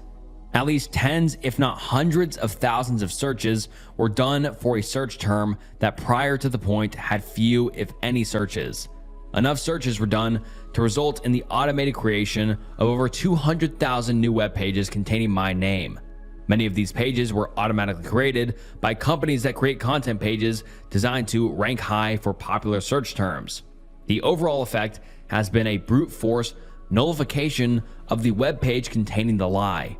And here we are on July 4th, and finally, after 5 years, that lie is completely gone from the first 5 pages of search results on Google and all other search engines, and it seems to be dropping more every day. Further, many other pages containing my name now rank high on Google, including automatically generated pages that have nothing to do with me, as well as pages about other individuals who share my name. Nothing negative therefore stands out against me. For 5 years, I've had to live with the stigma of this lie. I've had to explain it to friends, family, and business associates. I no longer have to live with that. Thank you to everyone on Reddit who helped, including Obley Frank from Name Repair, who saw my original post and agreed to help me for free. In the post we just read is an example of how Carl presented himself as an inconspicuous and normal Redditor who people were glad to help. And now brace yourself for the rest of the post, which summarizes his online and real life actions, and they are nothing short of horrifying. A user created a post on r/unresolved mysteries that exposed every part of Carl H. Titled, Carl H. once made a following for himself online with his free computer programming lessons, but was later exposed as a horrific psychopath with ties to an interstate exploitation ring. He committed S-word in prison and escaped justice. So what were the full extents of his crimes? And yeah, that escalated quickly. From the innocent guy we were just kind of talking about earlier and reading his post, him just wanting to clear his name, to a man who had links to a interstate exploitation ring. Horrible. And now let's get into the post. Carl Harold had some minor internet fame before, and after, he committed some of the most horrific crimes imaginable. Carl is a unique kind of internet horror story, and has fascinated me for a long time. While he left a footprint online, what he did is shrouded with mystery. Obviously, the court documents are sealed, but we know Carl was on trial for R-wording his own son, filming it and selling it online. However, this wasn't really a contained situation at all, and Carl's S-word left a string of unanswered questions. Let me explain. Part 1. Carl the Redditor. I'm summing up Carl's life here. We don't know his exact date of birth, but since he was 33 in 2014, let's say he was born in 1981. For reference, according to law enforcement, Carl was born and raised in Wyoming, but never stayed in one state for too long as an adult. Carl joined Reddit in 2006 and was one of the earliest users, and his account is a treasure trove to understanding his mind. In his early days, Carl was mostly active in debates about religion and politics. He was a real Bible thumper back then, and notably went to war with people on the comment section of a clip from Jesus Camp where he argued that he had grown up Christian and attended Jesus camps and it had never done him any harm. This is actually the most we know about Carl's early childhood. Carl's religious beliefs were strange and a little extreme. He believed cursing was morally repugnant. He thought homosexuality was a one-way ticket to hell, and most Christians are more lenient on it now, and was sick of people justifying it. He had a unique belief that it was a sin not to tell people they were sinning, and claimed support for the Westboro Baptist Church. His beliefs were so extreme, he said he was going to homeschool his then 3-year-old son to protect him from being drilled with atheism. In a badly aged comment, he says this: "I would prefer the balance to be tipped towards me as opposed to tipped toward the school. Perhaps my child will spend 3 to 4 hours in a real school each day and spend the rest with me. Actually, I really like that idea." And like the original writer said, a badly aged comment. So disturbing. But let's continue. In 2009, Carl started to offer completely free computer programming lessons on Reddit and YouTube and did really fucking well. They were apparently as good as a college course. They're still up, so try them for yourself. And he was a great teacher. The worst part is that Carl put genuine effort into these. They were by no means half-assed. And since he was making no money from them, well, that's pretty amazing, right? He only asked for optional donations in return, which would be a very good way to launder unexplained money. His lessons didn't go unappreciated, and he became something of a Reddit superstar. Carl reveals a lot more about his personal life in this narcissistic Ask Me Anything in 2010, where he's obviously embraced his Reddit celebrity status. He says that, at 22 years old, he was a high school dropout with no money who started his own company. He claims he taught himself programming in middle school, and the gist of his company was that it would actually work for companies tracking how much people viewed their websites. Carl comes off arrogant and dull here, droning on about the inner workings of his company, as well as how he's oh so clever. However, he says the company was really no success because he said he made terrible business decisions and it went under. He says he used to make a lot of money, but went broke and started to struggle with money in 2004/2005 because of personal things. This is when his son would have been born, and said he had done it for years, but his financial situation has been picking up for unknown reasons. One commenter joked that Carl lost his business because he spent it all on escorts and booger sugar, and Carl replies, "The most I did with my money was take my wife to Hawaii."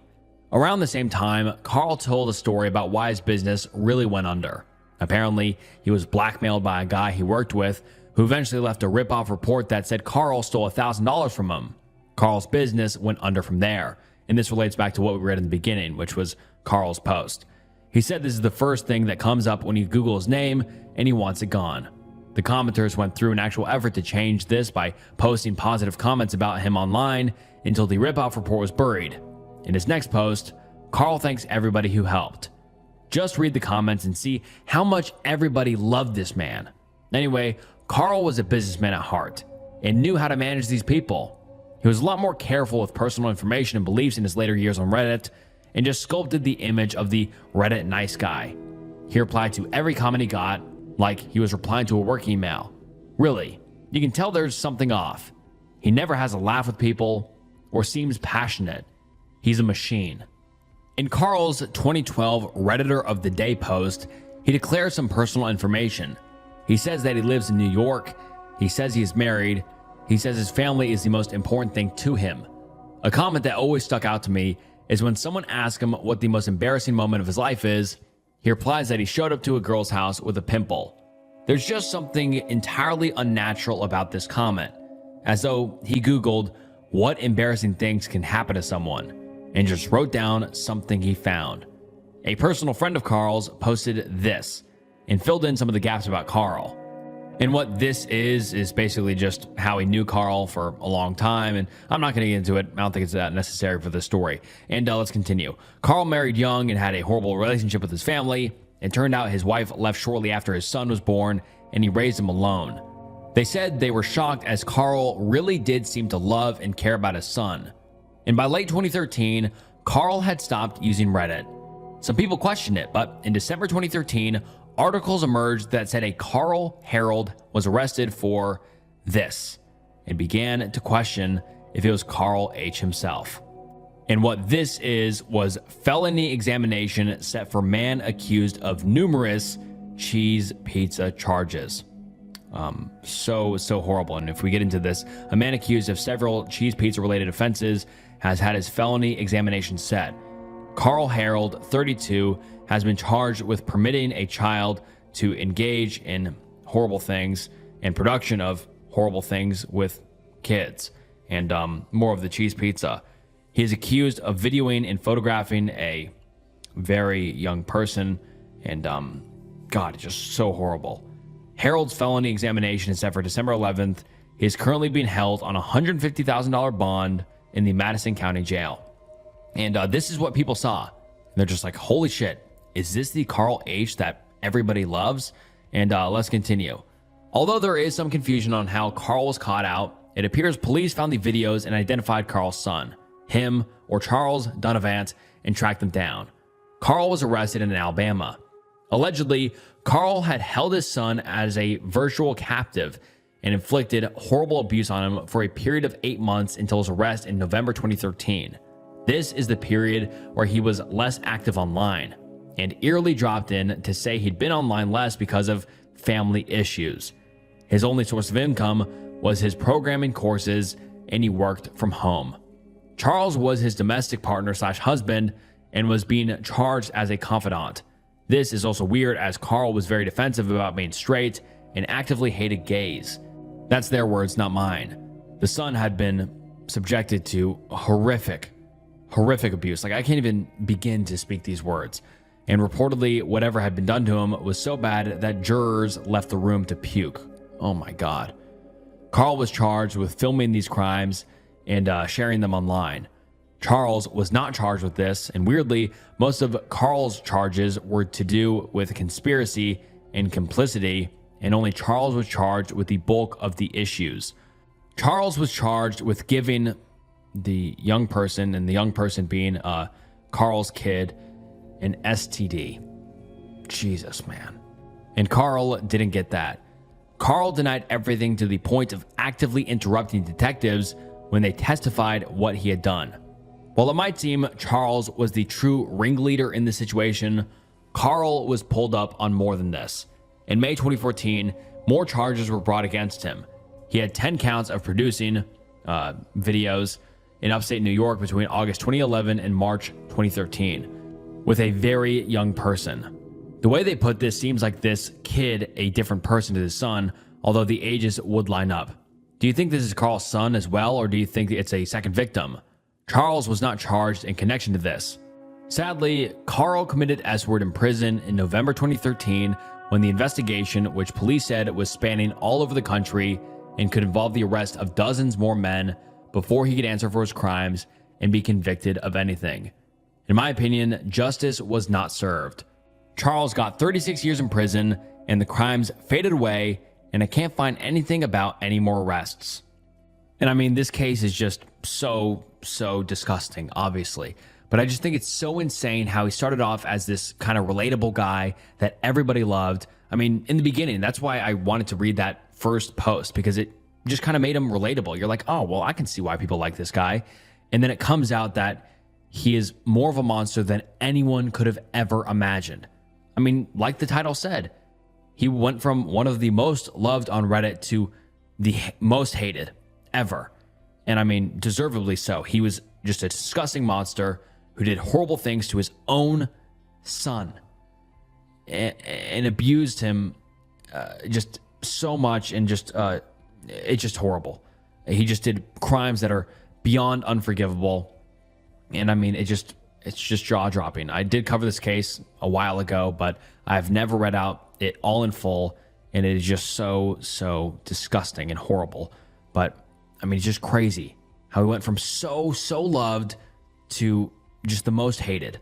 It's just crazy how this man was just harboring this deep, deep, dark secret. And I just think it's so disturbing how some people have some of the most darkest secrets that no one knows for a long time until it eventually comes out, like we saw here. But at least he got some sort of justice, and he's not still free doing whatever he was doing. But yeah, it's just so horrible, and I feel so bad for his son. Hopefully his son is somewhat recovered and living a better life now, away from his horrific abuser. My old stalker is back, and my husband is making me feel like I'm the crazy one. Hi. Sorry, this is my first time writing in, and I don't know what to do, so I'm just going to jump in. I'm using a throwaway because I'm sure my actual account is being watched. Also fake names. So I, 32 female, and my husband, 33 male, have been arguing a lot recently over my old stalker. For some background, back in college, I was 24. I dated a guy, let's call him Fred, for about 2 months. Fred was interesting, to say the least. To save time, he had several red flags once we started dating, so I dumped him. Fred acted like he couldn't care less, so I thought that was that. A few months go by, and I'm starting to see Fred everywhere. I see him at the grocery store I go to, my go-to nail place, my favorite restaurants, etc., etc. I thought it was just a coincidence, so I left it at that. A year after our breakup, he starts messaging me, telling me he was the happiest with me and that he misses me so much. I called bullshit and blocked him. Then things started to escalate. Fred changed numbers every time I blocked him, made new social media accounts, and I started to see his car everywhere. I tried getting a restraining order against Fred, but since he hadn't done anything to me, they couldn't do anything. A few months later, I was walking to my car at night. Fred, coincidentally, saw me walking alone and offered me a ride home. I said no, that I had my own car, and kept walking. Fred proceeded to get out of his car and tried pushing me to his car. I punched him and ran to my car. I drove away, and luckily, he didn't follow me. I tried again to get a restraining order, but it was basically his word against mine. They gave me a temporary restraining order, but that's it. I was terrified of even walking outside and deleted all of my socials. Thankfully, a very close friend, let's call him Pete, stepped in to defend me. Pete ended up threatening Fred, and I finally stopped hearing from Fred. I felt free and slowly got back into my normal life. Now fast forward to present day. I'm now married to my husband. I've graduated from college and live alone with my husband. We moved to a nearby city and bought a house together. Sadly, a month ago, Pete died during his sleep, and I was absolutely devastated. I've known Pete since I was in high school, and he was my closest friend. To be honest, I'm still not over his death, and sometimes I can't believe he's gone. But guess who heard about his death? That's right, folks. Fred found out and is now back. I received text from Fred a few days after Pete died. I now see him everywhere, and he's insisting we talk. I just walk away and ignore him. I've reported him, but nothing has happened, so I deleted my socials once again. Friends have been telling me Fred has been asking about me. He's asked if I moved, what am I doing lately, if I have other social media accounts, etc. I'm honestly terrified. I've moved since I finished college, but somehow I see him at my gym, grocery store, park, etc. It honestly makes me believe he never stopped watching me, and it's terrifying. I've told my husband about everything, and he says I'm overreacting or just plain ignores my concerns and changes the subject. I've argued that he doesn't care, and he argues back asking what do I expect him to do. He says that Fred doesn't know where we live and that we'll just change gyms. My husband is telling me to just change my regular routine and stop going to certain places. He says it's no big deal and Fred is harmless. I'm like, Fred tried to force me into his car. How is that harmless? My husband has been distant ever since it started, and I feel alone. I don't want to tell my friends in fear. They will tell Fred. I can't go to my family because I'm in no contact with them. And of course, my husband couldn't care less. I need advice. What do I do? Am I crazy? Should I just change my gym and my routine like my husband says? Part of me just wants to move completely, but another part is basically asking myself, why do I have to uproot my life and change everything because of him? Can't he just leave me alone? It's been like 10 years already, and I want to move on from this. Should I just talk to Fred, hoping he'll finally leave me alone. And people in the comments have a lot to say. Someone says, I actually considered divorce over this.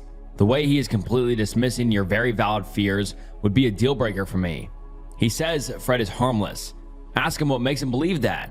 The fact he is telling you to just change your routine just makes my blood boil.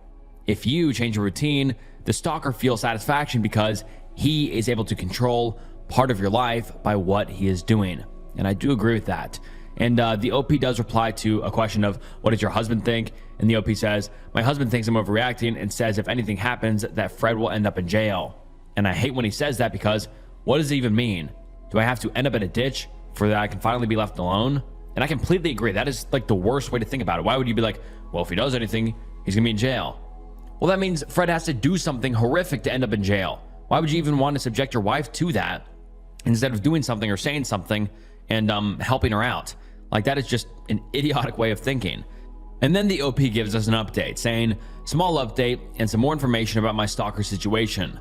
I'm still new to posting on Reddit, so for the first part of my post, it should be on my account. My friends don't talk to Fred, and they are aware of the situation. Fred has reached out to them randomly, asking about me. They have reported and blocked him as well. Now for the update. Last night, I decided to have a serious conversation with my husband one last time. I sat down with him and explained the whole situation again. Told him how scared I've been and that he needs to take this seriously. I wanted to show him how terrified I was, how small I've been made to feel, not just by Fred, but also him, how his lack of support / concern for my own safety is making me question our marriage. I asked if he'd even do anything if I was found in a ditch. He was silent this whole time while looking at the floor. We sat in silence for a few minutes before I got up to pack my things. My husband proceeded to cry. He apologized and said he'd make this right. He said he didn't want to overreact in fear of scaring me more, but when in reality, it made me feel more alone. My husband has been looking into Fred without my knowledge and has found out where he works, lives, and even Fred's family contact information. He wanted to gather more information about Fred before contacting a lawyer. We're both taking a few days off of work to get our ducks in a row. We're getting a lawyer and gathering evidence of Fred's harassment. We're also currently looking for a therapist where we can both talk about this situation and other issues we have in our marriage. I also have some voicemails Fred has left me, and I officially think he's lost it. I have an Apple iPhone, and you're able to see voicemails from blocked numbers. Some of the messages are him saying straight up gibberish, while others are as if he's having a conversation with me. He says things like, oh yeah babe, I get off work late so tonight is a no-go. Or, I'm off so you can come pick it up right now. No, yeah, I don't know. I can't do this anymore. There's a lot of fashion in my life. It sounds like he's having a conversation, but it's no one else, just him, and it's terrifying. My husband does feel bad and is trying his best to console me. He has apologized repeatedly for making me feel lonely and has been more supportive / open. Currently, he's looking through my car to check if there's anything that might be giving my location of Fred. I'll keep you all updated if we find anything or if anything else happens. Thank you all for your advice and support. I've posted another update, so I think you can find it on my posts. And I think it's just kind of weird that the OP's husband wasn't telling the OP about it the whole time. It's like, why wasn't he just being open about it and being like, I'm looking into Fred, instead of making his wife feel alone, you know? I think that's very odd that the OP's husband was just kind of keeping that a secret, even though they could have collaborated on the effort of finding more information on him and getting a case against him. I just find it strange that the OP's husband was doing that separately. But let's get into the OP's second update, and it reads as follows. Wasn't sure if I should make an update, but decided to anyways to maybe get some advice. Thank you to everyone who gave me advice and encouragement. I finished listening to the book, The Gift of Fear, and it really opened my eyes to a lot. Now onto the update. After my husband didn't find anything in my car, I still felt something wrong, so I took people's advice and took my car to the mechanic. I told my mechanic about my situation and if he could take a look at my car. And to my horror, a couple of days later, my mechanic found a small little cube that was placed hidden under my car. At first, I really wanted to believe it was just a part of my car or something, but my mechanic explained that it wasn't and it was deliberately hidden. The cube is really small and magnetic. I called my lawyer right then and there and told him everything. I got pictures of the GPS and where it was placed. I thanked the mechanic and drove to my lawyer's office. At this point, I was shaking and wanted to cry. How long had the GPS been there? How long has Fred been following me without my knowledge? Was he watching me at the moment? Is he going to add another one? I called my husband to meet at my lawyer's office and told him everything. At the office, I just wanted to disappear. I wanted to run away and not look back. I was terrified and I felt so violated, knowing I was being watched for who knows how long. With everything we had gathered, my lawyer was able to get a temporary restraining that same day. We are currently going through the process of getting a restraining order where I will have to go to court and see Fred again. My lawyer says the process can be long and draining, but it's something I do need to get for my own safety. I got a bit scared and had my husband's car also checked for anything. Thankfully, nothing was found in his car. I started feeling watched at home, so I had my whole house turned upside down looking for anything maybe Fred had placed. Again, thankfully, nothing was found. I've told my neighbors about what we found and to keep an eye out for anyone suspicious. I've also started my safety training for handling a gun and shooting, and still trying to get my CCW, but it can be a long process. Thank you again for everyone who's given me advice, and I'll keep you updated if Creepy Fred tries anything. And yeah, that is just so terrifying. I mean, obviously it was already creepy, but Fred placed a GPS tracker in the OP's car and was stalking him. That is so terrifying. And this is the last update we have received from the OP. It's been about 8 months since we last heard from the OP, and so I just have to hope that everything's going smoothly. But it's confirmed that the stalker was obviously stalking her with a GPS, and the OP is now getting a license to carry and all that, which is good so she can protect herself. But geez, just such a creepy situation. I mean, she's been being stalked from this guy for a long, long time. And like I said, it's been about 8 months, so hopefully nothing extreme has happened. But for now, we're just kind of left in the dark. We have no idea what's happened, but hopefully nothing crazy, like I said. And I just wish the best for the OP and her husband, and for this guy to stop following her and making her life a living hell.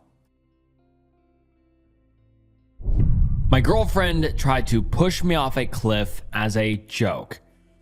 My girlfriend, 20 female, is completely crazy, but mostly in a good way. Spontaneous is an understatement. Sometimes she goes too far, but I love her for her crazy personality. I am 18 male and more relaxed, and we balance each other out. 2 recent incidences really freaked me out though, and I need advice. I was driving on the highway with a lot of traffic. We were going maybe 40 miles an hour. She suddenly started tickling me and wouldn't stop when I yelled at her. I jammed on the brake and someone almost hit us from behind. I asked her what the fuck is wrong with her, but she just laughed about it and told me to chill. I said, what would make you want to do that? And she said, I don't know, just felt like it. Then last Saturday, I was hiking with her and I was standing near this steep cliff. I'm usually wary of her because you never know what she's going to do, even though it's usually just a prank or something. I let my guard down and she went behind me and pushed me towards the cliff, and I swear I almost fell off. She did it hard and I ended up right at the edge. She was laughing so hard. I freaked out and started screaming at her, and I might have been out of line, but holy shit. She laughed about it at first, but then she started crying and saying she was sorry.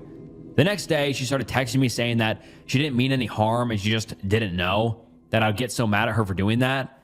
Am I crazy for even thinking about this? Is it possible she's just immature, and if I get back with her, she'll be different?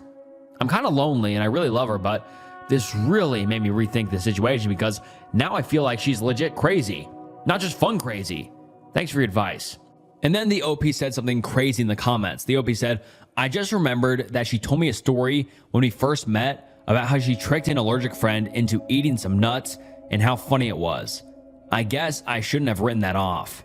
And then everyone in the comments is saying stuff like, dude, you need to get out of there because you might not make it out alive. Someone says, bruh, she tried to kill you twice, then proceeded to laugh about it. The next time you might not be here to tell the story. And then someone else comments saying, your girlfriend has a serious problem, especially seeing you say she gave an allergic friend nuts because she thought she was funny. It's just frightening. This is not normal. This isn't even considered crazy personality. She has some serious mental issues that she needs to be professionally addressed. And then the OP gives us an update, and the update reads as follows. He says, I've been thinking a lot and I decided that I'm ending my relationship with her. This isn't easy for me. It's hard because I've been with her for almost 2 years, But it's even harder because now I feel a ton of guilt myself as I remembered things that I ignored, and how I was only worried about her after I became the victim. I mentioned that point in the other thread, but I feel even worse about it now. I know I was stubborn in the last thread, but I listened to everyone's advice very carefully. You all helped so much. When people brought up the sadism aspect, it sort of clicked. I don't know if it was stupidity or selfishness, but I didn't think of her that way until this week. I just ignored everything she did. I thought about some memories using this new perspective. I remember early this year, her dad got a job at the front desk at this apartment complex. It's hard to explain this place because it was sort of a luxury place and most apartments aren't like this. But I was there once or twice to pick her up, and I remember what the building looked like. There were a lot of older people living there, and right near the entrance of the building, there was an elevator which only went up. Then there was the main elevator, which was kind of far down a long hallway. She had to call that first elevator down after the person was approved to go into the building. One time, me and her were smoking and just chilling, talking about stuff. She was laughing to me about how she would sometimes disable the up elevator and pretend it was out of order. And then she'd watch these older/handicapped people walk down this long hallway to get to the main elevator. She got fired pretty quickly anyway because she activated the fire alarm when there was no fire. When they asked her what happened, she pretended that the computer was glitching and she couldn't stop it. But they believed she did it on purpose, so they fired her. I'm sure some people could have been injured during the chaos. I guess the alarm must have disabled the elevators, so everyone had to grab their stuff and run down the stairs as quickly as possible. I can imagine all these elderly people going down so many flights of stairs. I don't think anyone was injured, but they did fire her, and maybe they're still investigating. I don't know if it could help, but I'm gonna call that place and tell them what she told me and how she admitted to pulling the alarm on purpose. That'll help my conscience out a lot. And like I said, I feel terrible about ignoring this stuff. You might think I'm an idiot or a terrible person myself. I don't know what to say, but when I really thought about this stuff, I decided I just couldn't be with her. I know people will criticize me, and that's fine. This is an update, but also a confession, to be honest, because I have to get that off my chest. And there's a bunch of other stories too that she told me or that I saw myself. I enjoyed her craziness, to be honest, even though I was always on edge, but I thought of it as her being fun and spontaneous instead of sadistic. I guess I'm pretty weird myself. I responded to her text this morning because she was starting to get angry and was sending a lot more texts. I told her I was really sick and thought she couldn't be near me, but that we might be able to hang out again in a week or two. I said I wasn't mad at her anymore, and I just didn't respond because I was sick. I just told her that to get her off my back and to give myself some time to prepare for the breakup because I don't know how she's going to react and I want to be safe. For example, she has keys to my house and I'm living with other people, including kids, so I want to change the locks and make sure we're not tied together in any other ways before I do an official breakup. Do you think that's a smart idea? I could use any advice on the best way to do a breakup in this situation because I'm kind of worried. Once again, thanks so much for all your advice last time and have a good day. And then everyone in the comments is like, yes, absolutely change your locks and let your roommates know and let the kids know. Let everyone know that she might be dangerous or do something crazy. And then the OP gives us a second update titled, well, it's over. I officially broke up with her. I sent a short text earlier today. I wasn't mean, I just said it wasn't working out and we should both move on. She was surprisingly very understanding. She was emotional at first, but I know, despite our differences, that she does love me. When she saw how I felt and when we talked about it in more detail, she was convinced that the breakup was best for the both of us. We talked on the phone and I could tell that her feelings were 100% genuine. I know her so well and I'm really gonna miss her. Before this conversation though, I did a bunch of stuff just in case something went wrong. I tried to change the locks, but I don't want to tell my parents about this because I knew they'd get pissed at me. I couldn't do it without their permission. But now I see it was unnecessary to do it. I also told some friends what was going on, changed my passwords, and tried to close one bank account that we both have access to. It didn't work, but whatever. It doesn't matter now anyway since she's being so good about all this. I'm so happy that it's over and that we won't have any problems. She reminded me about an old Chromebook that she had left in my house. It's been there for months and I forgot all about it. That's the only valuable thing she has in this house, but she's gonna come over in an hour or two and pick it up. Then we'll say our final goodbyes. While she's here, she's gonna give me back the house key. I told her I needed it to give to a neighbor. I won't lie, I cried earlier today and I'm still very emotional. I know this is the right thing to do, but it's so hard. I could have left the Chromebook outside the house or mailed it to her, but whatever. But I want to see her one more time. I want to hug her again. She loves my little bro and she's always so excited to see her. I want her to make him laugh one more time. I just want a proper goodbye and to make sure we're on good terms. The last time I saw her in person, I was furious and she was crying. I've ended the relationship. I won't go back now, but I can't leave it like it was. After today, it'll be no contact. I'll update you when it's over, so you have the full story of how exactly it went. To address some stuff, I mentioned in the last thread that I was going to report her to the former workplace for how she admitted to abusing those handicapped people and pulling the fire alarm. I decided against it because she's already been fired and I'm pretty sure the management of that place has moved on. I don't want a reporter trying to push me off a cliff either because it might just make her seek revenge in some way. A lot of people wanted me to find the allergic person she gave nuts to and file a report about that, but I don't even know that person's name. She might not have even told me, but I don't remember anyway. I have a lot of incidents I could go on to the police with, but honestly, I'm so happy that our breakup will be so smooth, and I don't want to make it worse. Maybe I'm selfish, but at least for now, I'm gonna avoid taking legal action. Also, in all honesty, I don't think she's too far gone. I think she can change, and I hope she does change, and doesn't need to get in trouble to become a better person. I know she can do it because deep down, she's a good person like we all are. Thanks for all the support. What a crazy time in my life, but I'm glad I got past it. I appreciate everyone's help so much. I couldn't have done this without all your advice. I just can't thank you enough. And it's been 5.5 years since his last update. And he did tell us he was going to update us when it's over. So hopefully he's not dead, because he said he was going to update us right after. And yeah, like I said, it's been 5.5 years since the last update. And I looked at his account, and literally the last comment he ever made was, "She'll be here in a few minutes, so I'll tell you all how it went in a little when we're done." So that's pretty concerning. I mean, I'm not saying the OP's girlfriend killed him, but that's concerning that he literally said, "She'll be here in a few minutes, I'll update you guys," and it's been 5.5 years. And everybody in the comments is like, well, fuck, he's dead. I don't know if it's that far, but that is actually pretty concerning. And everyone's saying the same thing. Someone says, "The fact that OP never made another update like he said worries me."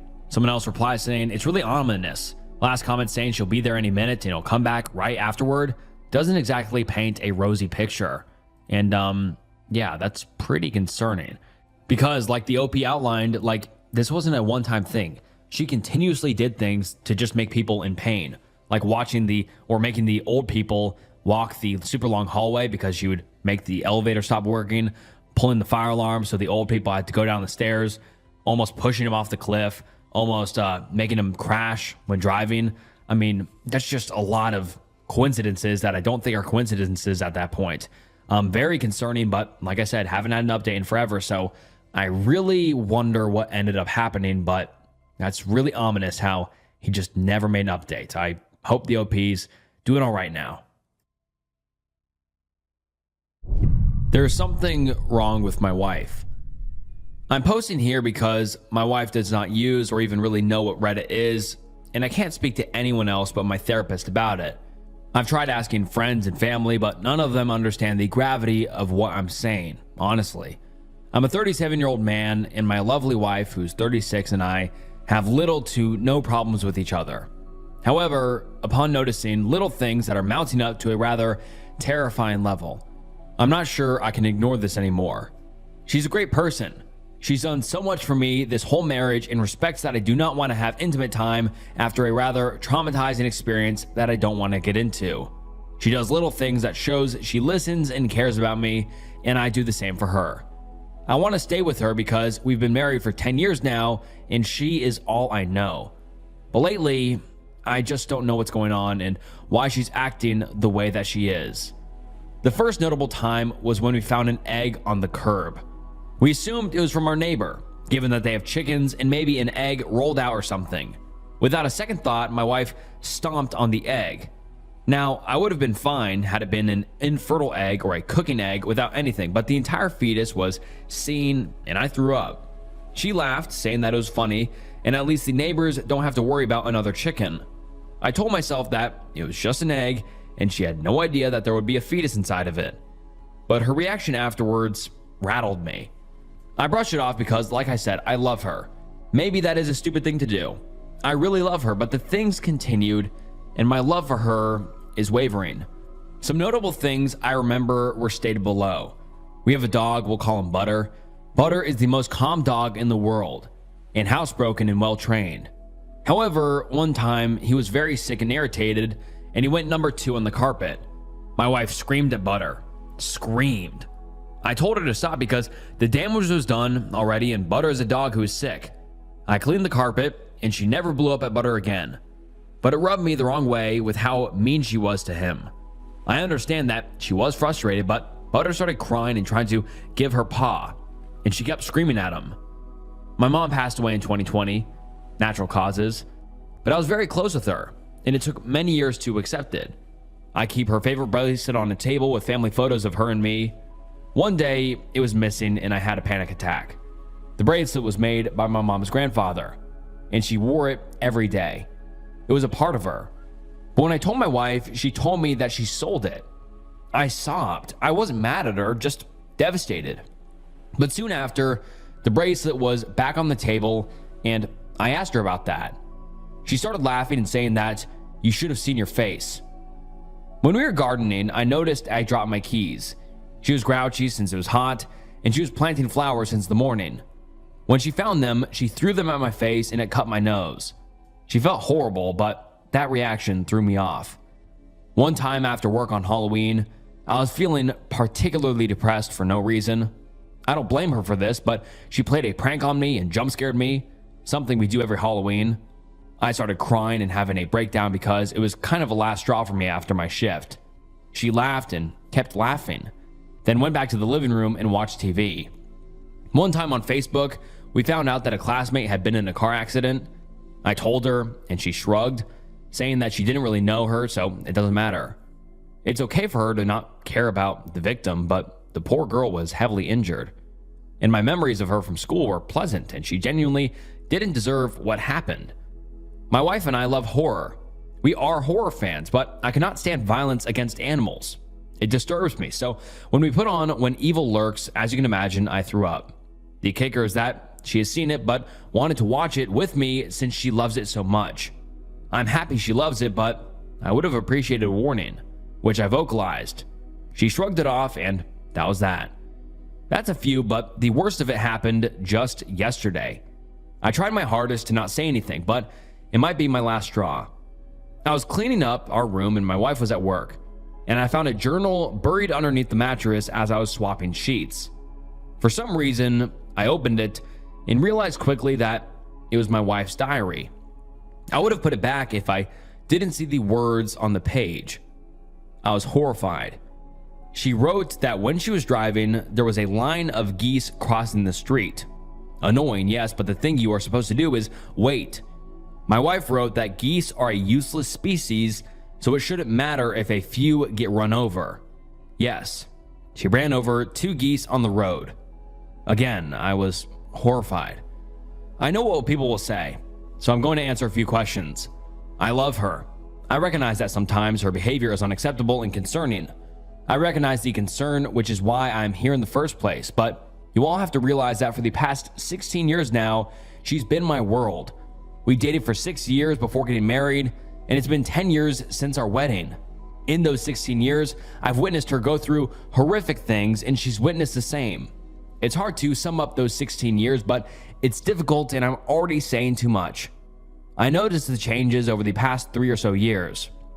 Even then, in the moment, I didn't see it as an issue until reading that little journal entry. I can't just leave her, but I can't act the same around her after finding that out.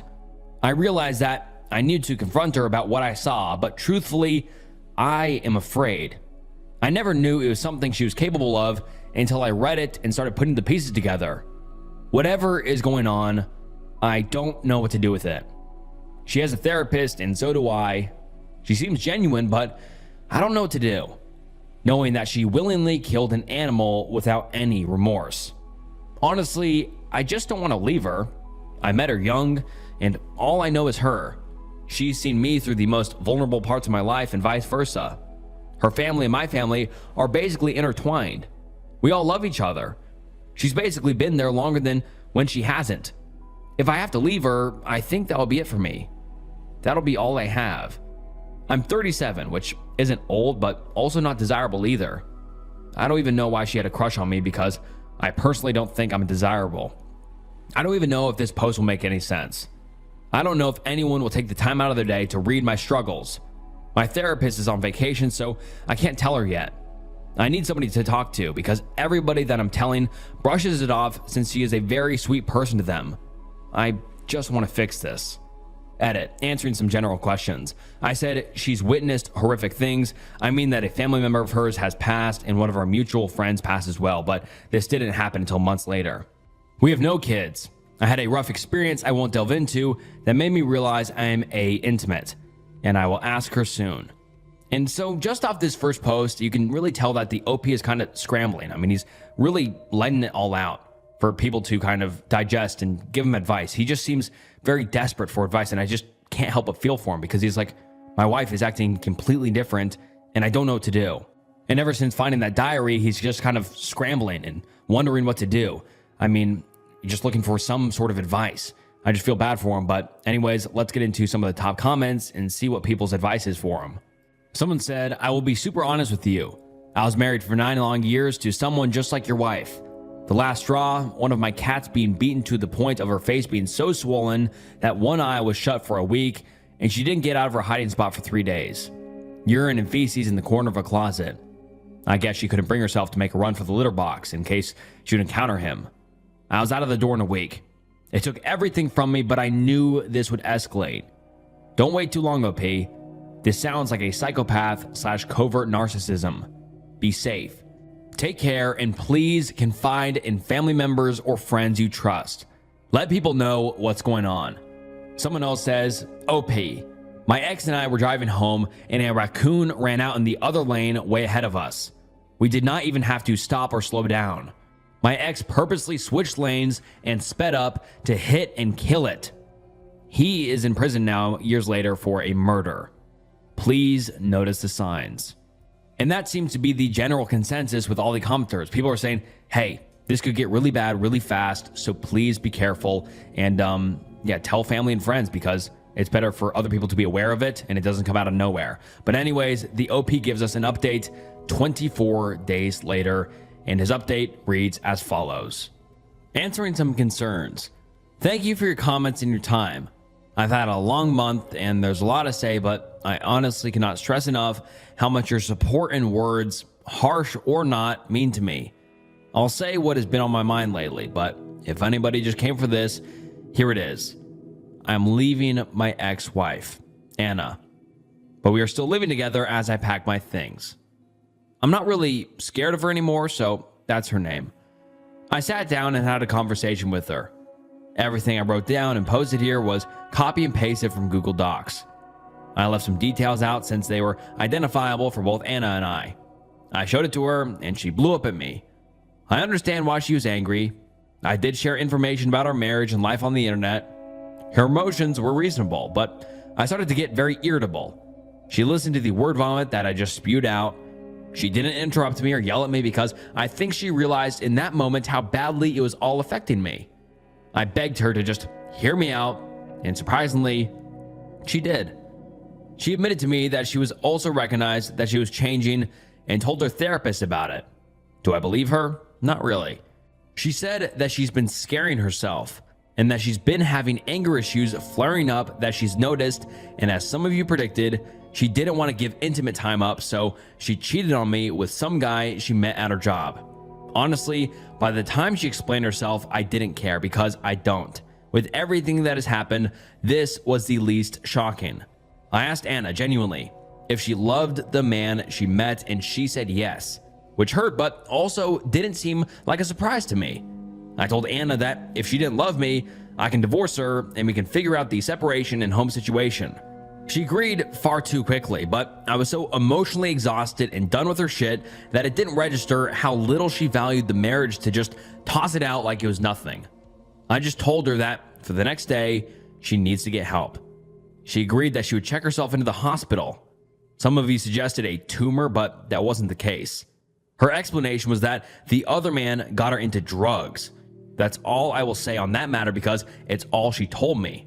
At this point, I don't even care what the reason was because the impact was the same. Honestly, I'll forever kick myself down for not recognizing any warning signs sooner. It should have never gotten to the point that it did, and while it may not have been my fault, I'm haunted every day by the thought that I could have been smarter and stopped her from doing everything that she did. When I say that she wasn't always like this, I mean it. She didn't give a specific date from when her affair started, so I can't pinpoint it to an exact event that happened. I miss the woman she used to be, the lovely girl I've known for almost 2 decades. I know this was something that had to be done, but no matter how many times I tell myself that, it doesn't make me feel any better. For those of you wanting to know, Butter is safe. He's a good boy, and she's staying with my sister while I pack up to leave. My wife never physically hurt him, but she has yelled at him a few times. It hurts not having him here all the time since my sister's house is 30 minutes away. But he's safe, and I actually see him tonight. I also informed my family about the situation. I didn't want to, but I knew it was necessary. They understand and apologize for their brushing off of the situation. But to be fair, I downplayed it, so that could also be why they didn't see it as an issue. Her family knows we are splitting up as well. As for me, I don't really have friends that are available that often, so I've spent most of my time alone in the house and thinking to myself. It was our house at one point. I remember when we first bought it and how excited she was. My best friend and I are going out to eat together, so that's something to look forward to, I guess. And she's still admitted. I don't hear from her because they take your phone away at the hospital. I hope she can recover, but after everything that my therapist, family, best friend, and you guys have said, I can't bring myself to stay with her. Breaking it off felt like ripping my own arm off. I was devastated and still am. She seemed distraught as well, but I don't know what to believe anymore. I don't think she doesn't care about me.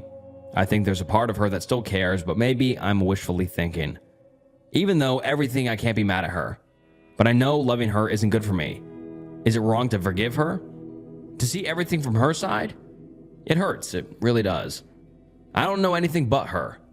It feels like my life is over, even though it isn't. I don't want to date again, but I just want to connect with other people. It didn't click how isolated I was until I left. And I realize now that she is at fault for my lack of communication with anybody.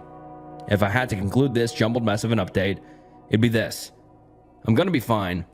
It's only been like 2 weeks, but it's been the longest 2 weeks of my life. I realize that there are more people around that support and care about me. It honestly was really hard to accept that Anna was a disturbed individual who didn't love me. Sometimes I still convince myself that she does, but everybody around me states that she doesn't. And I'm coming to terms with this. It's progress. I spent more than 16 years with this woman tormenting me, and I have a warped perception of reality. It truly is not easy to experience any of this, and honestly, sometimes I want to come back to her. But I know that maybe I can find this woman or man for me that will love me the way I need to. I'm working it out in therapy, and honestly, I'm still frightened of Anna. But I am thankful that she was the catalyst to a new chapter of my life. I learned a lot from this. Mostly what love is and isn't. Thanks. You guys have good perspectives on things. I can't say that Reddit is what fixed my problems, but I can say that leaving was a result of the extra push you guys provided. I wish Anna the best, wherever the future takes her. While I'm sad that the future will not have me in it, I think this was the best for both of us, since she didn't seem to love me, and I now fear her. This should be the end of my updates. I don't really see this updating further unless something happens with her, and I want to be done with this, and I want to move on. And now let's get into some of the top comments. Someone says, be prepared for her to come crawling back to you, begging for another chance once she gets clean. Don't let her in because there's a pretty high chance she won't stay clean and she'll drag you down with her. Also be prepared that you're likely to get a call in a couple of years that she's OD'd. Wow, that got dark quick. But also I feel like we kind of brushed over so quickly how she was doing those disturbing things. I mean, like hitting the geese and then also stomping on the egg. Like, I feel like the OP never confronted her on it. Maybe he just never did. But I find that very concerning. I mean, obviously, like, I'm just wondering why she even did that. It's like, what was the catalyst of her becoming kind of psychopathic almost in wanting to harm animals, whether it's yelling at the dog, stomping on the egg, or running over the geese? Like, what started causing that? Was it the drug use? I don't know. But I just find that very, very disturbing, and it wasn't really brought up in the update. He kind of updated that she's no longer going to be in his life, but I was just wondering why she started doing that. And it doesn't seem like he ever confronted her about it, which I'm the most interested in, because it's just like, that's very, very disturbing. And that is just very concerning, obviously. And yeah, this is the last update we've ever gotten from him. So hopefully the OP is in a much better situation now, because yeah, things were going downhill quickly with her, it seemed. My wife is not my wife. My wife, female, 26, takes a multitude of drugs for her insomnia and OCD. And I said drugs, but just a bunch of prescription pills. She's been doing okay for her pill, though still struggles sometimes. She's been taking it for about 3 weeks now, which before she was on another pill for about 6 weeks. Last night, while rocking our son, the Blink camera in his room started blinking green. She texted me and told me to unplug it, and also our daughters. After laying him down, she started freaking out about the technology in our house. She said that they were watching her children, that the cameras needed to be ripped off the wall. I tried to reason with her, but she had this crazy look in her eyes and asked if I was working with them. Then, for the next 30 minutes, she went around and unplugged all of our technology, TVs, Google Home, took cameras off, etc., and put them in a box to hide in the bathroom. She then hid herself in the bathroom and wouldn't come out until I told her I believed her. I coaxed her upstairs and she told me she could see people in bed, but they weren't scary. She also said she could hear people walking, and while she was downstairs, someone kept walking up behind her. Shortly after, she fell asleep. However, I woke up this morning and she had moved to the couch. This morning, she seems out of it but remembers most of last night. She said she is still scared, that she didn't feel in control of her body last night, and basically is drawing in on herself. I almost called 911 last night because I was so worried she was going to try and take the kids. I'm still worried because what was that? Is she safe? Is she okay? Should she go to the hospital? Even if she feels normal now? It all happened out of the blue. And now let's get into some comments. Someone says, yes, go to the hospital, full stop. Tell them the meds she is taking along with any recent medication changes. She is having a psychotic episode and it can be treated in the hospital. Don't let this just self-resolved at home when there are children around, as she shouldn't be trusted with them currently. Someone else says, 100% this. She might not be happy about it at first, but this is the best thing you can do for her health and for the safety of your family. Do not accept no in this instance. The sooner it's addressed, the better the chance of a good outcome. It is not her fault, but she is not herself, and psychosis can lead someone to completely wreck every aspect of their life. Until she is treated, do not leave her alone with the children. And then the OP responds to this saying, will the doctors even take her in if she seems okay? She's not talking about being watched anymore, but I do have her upstairs trying to nap, as she said her mind won't be quiet for her to sleep last night. I've messaged her psychiatrist already while I try to keep the kids quiet. We are hours away from family, but I'm going to call them anyway to head up here to help with the kids so I can help her. And that's a little bit concerning how the OP doesn't just immediately want to take his wife to the doctor, because I mean, if that was my wife in that situation, I'd be like freaked out and be like, we need to get you help ASAP. I don't know why he's being so kind of lax about that. I mean, last night she was saying, they're watching our kids. We got to take out all the technology, all that sort of shit. That's a really dangerous mindset to be in. And hopefully he takes her to the doctor. Someone else says, please OP, listen to this advice and take her to the hospital. A close family friend exhibited similar symptoms after giving birth. And one day her husband came home to the baby lying in the bathtub crying, while she was huddled in the corner having a full-blown conversation with Jesus, who apparently was in her toothbrush. That's an insane story by itself. Luckily, the child was not injured and she ended up getting better, but only because her husband got her medical help. Postpartum psychosis is not a death sentence unless you ignore it. And then the OP responds saying, first of all, thank you all for the advice and the concerns and well wishes. She tried to take a nap but couldn't fall asleep. She said she feels anxious and slightly paranoid, but otherwise okay. However, she is very scared of it happening again, as she said it felt like someone else controlled her. I'm getting ready to leave to drop her off at our psychiatric hospital. She's very worried about what will happen there, but if you are the praying type, the good vibes type, or whatever it is you do to well wish on people, it would be appreciated for her. I hate leaving her, but last night was terrifying for the both of us. I want her to get the help she needs and be okay. Someone else says the prospect of staying at a psychiatric facility can be scary, but I'm sure knowing she has a partner who cares about her and loves her and is nearby will help. Just know that if she ends up inpatient, it can take a while for a bed to open up, which generally means sitting in the ER for a while. And then the OP gives us an update about a day later, saying, "Again, thank you all so much for the outreach of help and concern. It truly is amazing and gave me so many resources while we have been talking to doctors and everything. First, for the good news, my wife is okay. She is going to be okay. She got admitted into our psychiatric hospital for a few days to start some treatment that includes new medicine, counseling, getting established with an in-person psychiatrist and therapist. The doctors at the ER were amazing with her, and she got to call me from hospital phone to let me know she is feeling safe. Hearing her voice, though I can tell that she was tired, was amazing.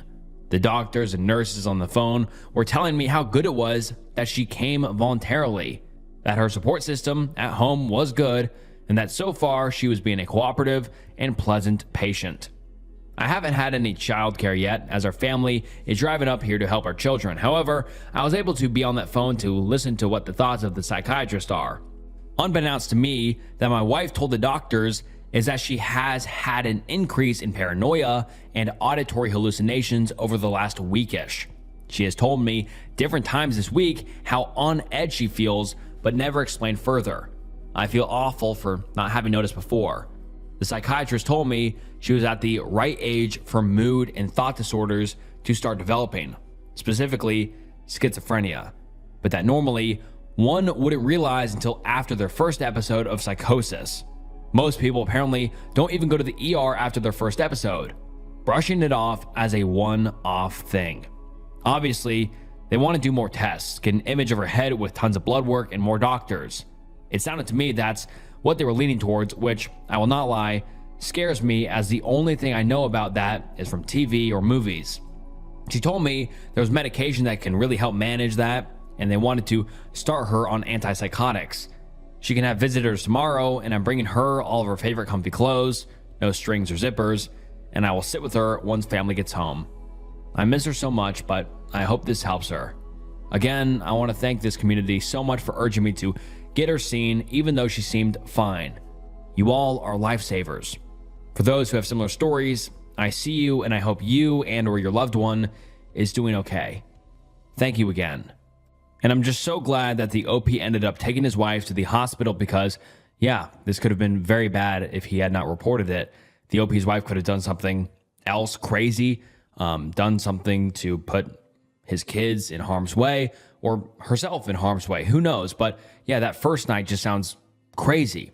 She was just saying they're watching us and taking out all the technology. I mean, that's just wild. But I'm so happy that the wife is getting the help she needs, and hopefully they're doing all right now. And she's taking the correct medications to mitigate these symptoms and all that stuff. But yeah, if you guys are ever in a situation like this, please don't blow it off. Go to the doctor, get the help you may need, because, you know, it's better to be safe than sorry, especially with something dealing with mental health. So if you're ever in a situation like that, please just go to the doctor. I think that I genuinely hate my daughter. Posted on August 30th, 2022, and the post reads as follows. I've written here before, but I can't find my post. I was married to a very abusive man when I was very young. He held me prisoner in his own home and abused me on a daily basis. One day, he just up and left with another woman. It was like something answered my prayers. It was the first time in 15 years that I saw the outside of my home. I had 3 children with him. My sons were old enough to remember the abuse, but my daughter was only a couple of years old. We tried to shield her as much as we could from the truth, but she knew that he was abusive. Maybe not all the details. He contacted us 20 years later when he was terminally ill and wanted to see his children. My sons refused, but my daughter went to see him. Her brothers were very distraught by it, but I told them to let her be. He died 6 months later. When my daughter was pregnant, she found out that it was a boy, and she told me that she was going to name him after her father. I fainted at the thought. I couldn't believe her. I begged her not to do it, but she just said that she was sorry, but she didn't have the same horrible picture of him that we had. And she insinuated that I've lied about her dad. He probably poisoned her mind. I didn't know what to do, and my son said they didn't want anything to do with her anymore, but before that, without my knowledge, my sons met with her and her husband. They told them everything they remembered and everything they knew, all of the abuse and imprisonment. Her answer was, "I'm sorry, but I don't give a shit. This is not my experience with him." I felt sick. The last time I saw her, when I tried to talk to her one last time, I was scared. I saw him looking back at me through her eyes, and I was that 18 years old prisoner. I knew I hated her there and then. She has given birth now, and she texted me a picture of her and her son. I deleted it before even seeing it. She has called and texted multiple times. Now she's saying I have turned her brothers against her. I did no such thing, of course, but I'm partially the reason why they don't speak to her. Why don't I feel more guilt or horror that I hate my own child? I never thought it's possible, and I've not admitted it to anyone because I'm so disgusted with myself. Life sucks. And now let's get into some of the top comments. Someone says, "Damn, I actually don't blame you. I mean, I don't have any children, so I don't know how a mother should and shouldn't feel, but I understand you. Have you talked to a therapist about this?" And the OP replied saying, "I'm in therapy, yes. I feel guilty, and yet I find myself incapable of loving her or her child." And then the OP gives us an update about a month and a half later saying, "Update. I think that I genuinely hate my daughter. No, I'm terrified of her." Hello again. About a few weeks ago, I was here venting about something I thought I would be crucified for. Instead, I was met with so much support and understanding. I never did thank you. This community is amazing. I wrote that I've decided to go no contact with my daughter after she chose to call her son after my abuser. If anyone remembers me, please can you include my old? Anyway, my daughter felt ostracized by her brothers, and she spread talk about me influencing my sons to boycott her. After she gave birth, she started texting me pictures of her son with his name. I never answered her. I also changed my phone number, and my work number goes directly to an assistant before the calls/emails/texts are forwarded to me. The only way she could contact me now is if she showed up in my place, and she did that with her mother-in-law, husband, and baby last Sunday morning. She gave me her son to hold, and then she and the rest sat around the kitchen table. She was looking at me the whole time when she accused me of being a bad mother and grandmother, that I should get over myself because I wasn't the only woman in the world who experienced a bad marriage, that I was spoiled, a loose woman, selfish, all his rhetoric, all his words, they talked about me. She told me that she knew why I was doing this. I was doing this because I wanted to exclude her from the inheritance, but that she will fight with all her power for her and her son's rights. I didn't remember much of what happened next. I was feeling sick and felt like I was coming in and out of consciousness. I didn't only hate my daughter, I was terrified of her. All I could think of was that I didn't want to be in the closet again. Next thing I remember is my son-in-law walking after me in the street with a coat in hand. It was very cold, but I didn't notice. I was only in my shorts and t-shirt, and asking if I needed an ambulance. He told my sons that I kept telling him not to take me back to the closet. X locked me in the closet for days, sometimes weeks, when I disobeyed him. Next thing I remember was my sons in the hospital. None of them lives in the town, and I was planning to find a new job and move nearer to them before all this happened. Now, not only I don't have anything here to live for, I'm terrified. I don't know what inheritance my daughter was talking about either. I own so little. My car is old, and my house isn't of any significance. Anyway, I'm selling it, and I'll give her the share. Make sure she can never again come after me about it. My sons are not happy about my decision, but I would give her anything if she would let me alone and never bothered me again. I'm happy to buy my freedom if it was the money she was after all along. My older son said that she was planning to take over the house once I retired. It was something she's talked about before, way before she even met her husband.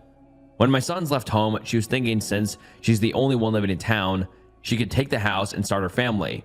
When I cut her off, she thought I was going to cut her off my will too. That's why she still kept trying to force a relationship with me. Now I can buy her out of my life. The rest I will put on a down payment for a small space in my new city. Work from home until I can be transferred or find a new job. If you made it this far, thank you for listening, and I'm sorry if I made you uncomfortable.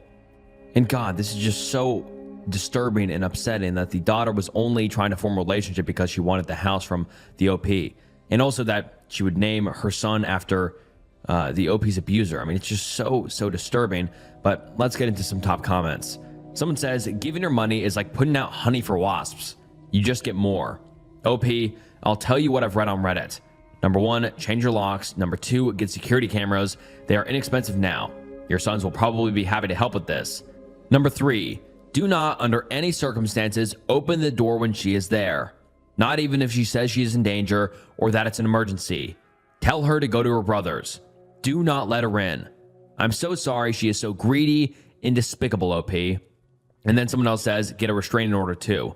And I do agree because, I mean, who knows what the OP's daughter would do, because for some reason, she has this hatred towards her mother and just wants to honestly just terrify and torture her almost. It's just so upsetting that the only way the OP can get her out of her life is to, like, you buy her out of her life. That's what she has said. Now I can buy her out of my life. That is so disturbing how that's the only way how the OP can get rid of her daughter. But I just wonder why the OP's daughter hates her so much. Like, who knows what the OP's abuser said to her daughter when he was in the hospital. I'm sure he, just completely manipulated her and made the OP look like the bad person, if you know what I'm saying. But it's just so disturbing, and I feel so horrible for the OP. And that is the last update we have ever got from the OP. So I just really hope that the OP is in a better place now, in a better situation, and that the OP's daughter has, I don't even know what, turned her life around, realized that she was in the wrong or something like that. I doubt it, but who knows? But yeah, I just hope OP and her sons are just in a much better place now. OP finds out her loving dad's dark past as a kidnapper. Posted on July 3rd, 2022, and the post was titled, "My estranged family revealed that my loving, family-oriented dad was a monster." Growing up, my parents would always say that my brother and me had the coolest parents. They were the laid-back but still involved mom and dad parents. I was especially close to my dad and thought he was the best dad ever. He made a Hot Wheels dollhouse by hand for my birthday, to give you an example. When I wanted to be Supergirl, my mom hand-sewed me a costume for Halloween. My parents are a physically affectionate couple too, and my brother and I thought it was gross when we were kids, but I now realize that being in your 40s and still in love is a miracle. My parents are immigrants, and because of that, we were never really close to their families who lived in their home country. But recently, my brother and I got in touch with some cousins on my mom's side on our own and got to know them. They were awesome and really chill. My aunts and uncles and grandparents were a little stiff, but they were nice. They only wanted to hear about what us and our mom were up to, and not my dad, so I got kind of frustrated and kept mentioning my dad. Finally, my cousin said if we didn't stop talking about our dad, their parents wouldn't let them talk to us anymore. None of our cousins knew what was going on either, or why they hated our dad so much, so they all started asking around and digging into family stuff. I thought it was going to be something stupid like class differences or my grandparents not approving of my dad for some reason. But we found out the truth, and it was a lot worse than we could have ever imagined. My cousins found a single short newspaper article from a digital archive about it. When my dad was younger, he kidnapped a university student and kept her for a bit. He was a minor, so he didn't get named or get a real punishment or like anything on his record. I can't look at my dad the same way again, or my mom. Why would my mom marry someone who literally kidnapped and hurt a person? My parents have noticed something off with us, but I don't even know how to bring this up. And then the OP adds some more context in the comments saying, it's okay if you don't believe me. It's kind of an unbelievable, horrible thing to happen. So my cousins know more about this stuff than me or my brother, since they actually speak the language and talk to my aunts and uncles about this. One of my aunts made a few kind of vague statements about what happened, like about him being bad as a teen, and my cousin searched for what she talked about, and they found the article and asked her about it, and she basically confirmed it because she said that's why they don't talk about my dad. I don't know if it's actually my dad, and I'm hoping it's not, and then we can get over it. I don't know why he did what he did. The article was really short, only a few lines in their native language. It just said he kidnapped a university student and kept her basically, and that he was a minor and went to the equivalent of juvie for a few months. Kind of not. I don't know how to explain it, but their country has conservative values, but not that conservative. Like they're pretty modern. The victim was a student at a university, so she had to be at least 19 or 20 from what my cousin said. So she was a woman, not a girl. I don't know what to think. My cousins don't know much more than me since the older generation have kept it hush-hush. And then the OP makes an update saying, my estranged family was right. My dad did commit a horrible crime as a minor, kidnapping. Posted on July 4th, 2022, and the post reads as follows. To recap what happened, I connected with my estranged cousins from my mom's side. My aunts and uncles threatened to stop them from talking with us if I didn't stop talking about my dad. My cousins found out and told us that my dad committed a kidnapping as a minor and was sentenced to a few months in their country's equivalent of juvie. So I tried to bring this up to my dad, but I just couldn't. It would really hurt to accuse him of being a monster if he had literally done nothing wrong, because it meant that I actually thought he could be capable of doing something horrible like this. So I decided to talk to my mom. I told my mom everything, and she kind of started to justify it, saying that my dad was young, stupid, was in love, and was mentally all over the place. And then she slipped up and said, he didn't hurt me. And I told her, I thought we were talking about the student he kidnapped. And she kind of became really quiet. She said she had to go and left the room, and then a couple hours later called me and my brother down to talk to us with my dad. My dad said he knows we know and that it was a horrible thing to do and he regrets it and he was forgiven but didn't say much otherwise. I asked him what happened, and my brother told me he didn't want to talk about this, and long story short, this is what went down. She was a student at a university an hour and a half walk away from her home, but she usually stayed in the dorms. Their university had stuff like curfews for women and strict rules, and she was pretty sheltered in other ways, even though she was a legal adult. She was going home for the holidays, and it was raining. My dad came up to her and struck up a conversation and offered her a ride home on his motorcycle. He was wearing a school uniform, and he looked pretty harmless, so she thought it was safe, but he took her to his house instead. He wouldn't let her leave, and she didn't know how to get home. My dad didn't hurt her or threaten her, but he might have done stuff that scared her, and when the maid came, she saw an opportunity and she escaped, and then my dad was arrested, but he got slapped with a few months of juvie, but a clean adult record, which is how he was able to come to the US. She visited him to figure out why he would do this, and then stuff happened. I kept asking my dad why he would do this, but he was just stupid and selfish and didn't realize that it was scary for her. My mom said what's done is done, and that they got over it, and now my mom and dad are in love and happy, and that we could go to individual therapy to deal with it further if we wanted. My brother said it didn't matter anymore, and he wishes we didn't know at all. I can't look at my parents the same way ever again, and honestly, I agree with my brother. I regret talking with my cousins, and I think my estranged family have a right to avoid my family for what my dad did. And God, that is just so concerning, and it seems like everyone is kind of downplaying what happened. Obviously, I don't think the dad is telling the full story here. It feels like he's leaving out a lot of details. He's like, oh, and then she rode home with me, and oh, I took her to my house, and oh, this happened, and it feels like he's leaving a lot out. That's the sense I get. And everyone's saying in the comments that this would be very hard to get over, and I completely agree. And I just can't imagine if I found out one of my parents did something so horrible. Like, this could easily break up their family. But this is the last update we have ever got from the OP, so we don't know. Maybe it did break up the family, because obviously his or their estranged family didn't want to keep contact with the father or even the family at all. So I wouldn't be surprised if this kind of broke up the family, and everyone just kind of split ways, which is so sad that this would, destruct the family because everyone was so happy, but they found out this horrible secret their father was hiding, and just bad stuff. But I feel like the dad is leaving out stuff because obviously kidnapping is bad as is, but he's just so chill about it. He's like, it's no big deal, and it's fine. But just very concerning, and I feel so bad for the OP and the OP's brother to find out that their father is a horrible person and did horrible things. Coworker almost certainly recorded myself and others in the male restroom. What can we possibly do? No idea if this is the right subreddit for this, but I have no idea where to turn to or what to do. Please send me in the right direction if this isn't the appropriate place.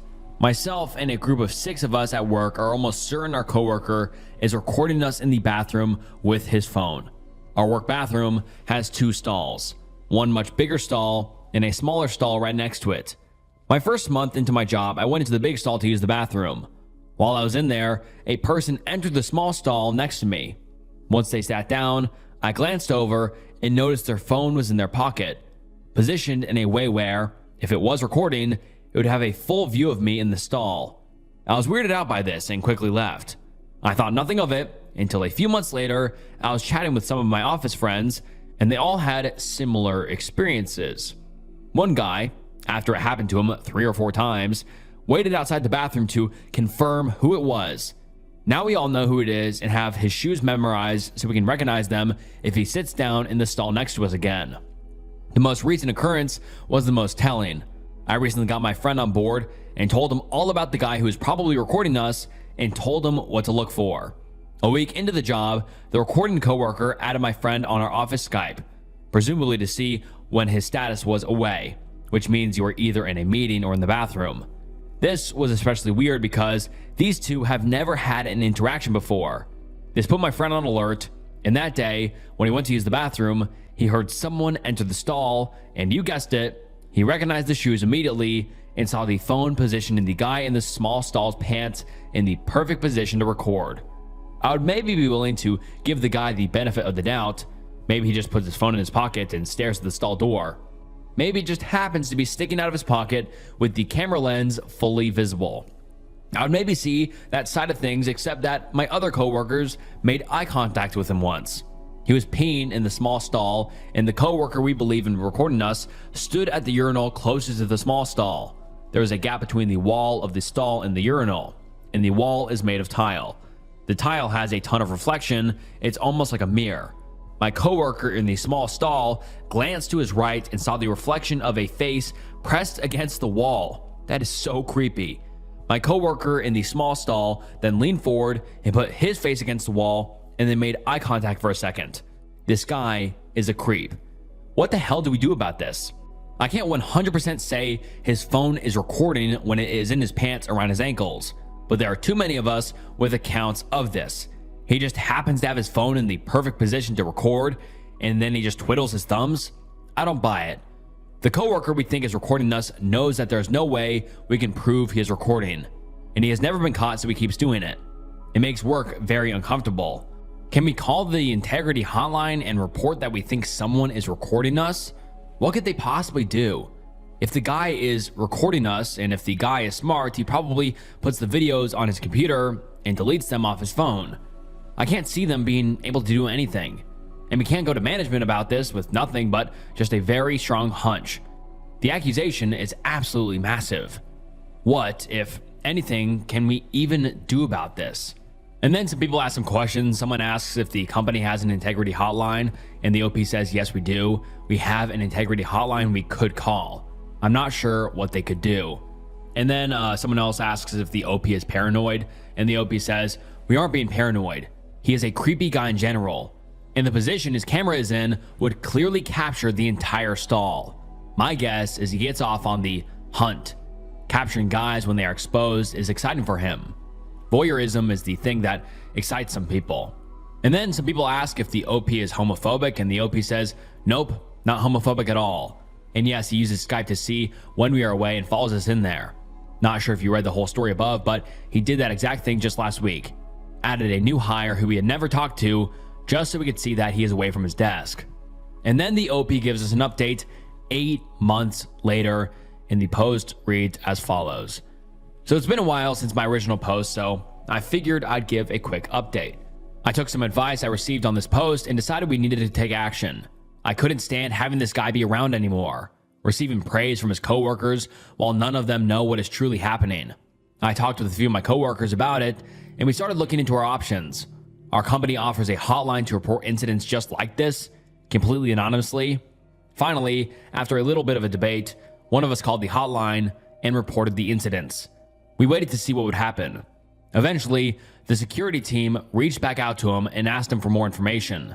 They said they are building a case and they need as much information as possible. After hearing this, the rest of us decided to report our cases to further aid in the building of the case. I remember the security officer telling me that things are going to move quickly. Well, I guess in a big company, they don't fuck around with this. Less than a month later, after the initial report was filed, the creepy asshole was fired. The entire department was told to meet in a meeting room real quick for some news, and management laid it on us that he was gone. He was a highly respected coworker who was really good at his job. The news was met with shock, especially since some layoffs had occurred recently. I remember my heart absolutely racing when the news was being given. I couldn't believe that it was happening. I really didn't think some anonymous reports would lead to action so quickly. The creepy guy was friends with some of the women in our department, and he was texting them constantly saying that he was innocent. He quit pretty quickly once they weren't having any of what he was saying. The rumors of why he was fired spread really quickly around the office, but fizzled out faster than I was expecting.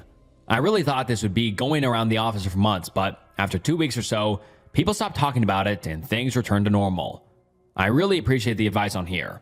It was extremely helpful in my decision, and it worked out for the best. And I mean, that's great. The creepy guy was fired for doing whatever creepy stuff he was doing. And I'm curious if they found any sort of videos or pictures or evidence on his phone. I'm sure they did for him to be fired. But just a quick kind of thing I saw in there that really made me want to say something. He's like, I'm surprised the anonymous hotline did anything. Why do you think it's there? And that's something that comes up a lot in these Reddit threads and these Reddit posts. People just don't do things because they don't think anything will happen. It's so much better to say something and something happen than for you to not say anything at all. I don't know why people think that's the best option. It's just to ignore it and hope that it goes away, because most of the time, creeps like these just will keep doing it as long as they can. And most of the time it escalates. And this goes for everyone watching. If you are ever in a situation similar to that, or ever in a situation where you feel like you need to tell someone that someone is doing something creepy to you or imposing on you, please just tell someone, because it's better to leave a paper trail than just not say anything and then have something bad happen. I mean, it truly has happened so many times in these posts where people are like, well, I don't think I'm going to say anything because nothing's going to come out of it. We don't know. I mean, something definitely could come out of it, like here. The guy was fired. And I just think that's kind of upsetting that people don't use the resources available, such as the anonymous hotline. But luckily, one of his coworkers did, and the guy ended up being fired. Tonight, I broke up with my boyfriend because he kept joking about murdering me. During our first few weeks of dating, he joked too much for comfort, that he was going to murder and dismember me and dispose of my body. Wow, that is one hell of a first sentence. Maybe out of context. I'm being dramatic. He's very sarcastic and has a dark sense of humor. But to me, it wasn't funny and caused me anxiety because I know the statistics. I talked to him about this. I told him repeatedly, stop joking about killing me. And I mean, that's a ridiculous thing to have to even ask. I mean, no one should ever have to ask that, but he kept on with the jokes until I finally told him that those jokes literally scare me. He apologized and seemed to feel bad that his jokes made me scared of him. Tonight we are over 3 hours late to meet with his brother, to play games, watch movies, and eat dinner. When I was talking to him about us being late, I noticed he sighed deeply, clenched his fist, and looked down at it, as if he were making the conscious choice to not punch me. Then, as I was saying goodbye to his brother, he comes into the room and says she should say her permanent goodbyes. I asked him, what the fuck? He said it was a joke. I asked, how's it funny? What's the punchline? Please explain to me how that's supposed to be funny. He couldn't answer me. I didn't want to get into the car with him. I walked off, and thankfully, my roommate picked me up and drove me home. He called me later, and I told him I'm done. He's a good man other than for the jokes about killing me. We talked about it and agreed that he wouldn't joke about killing me anymore.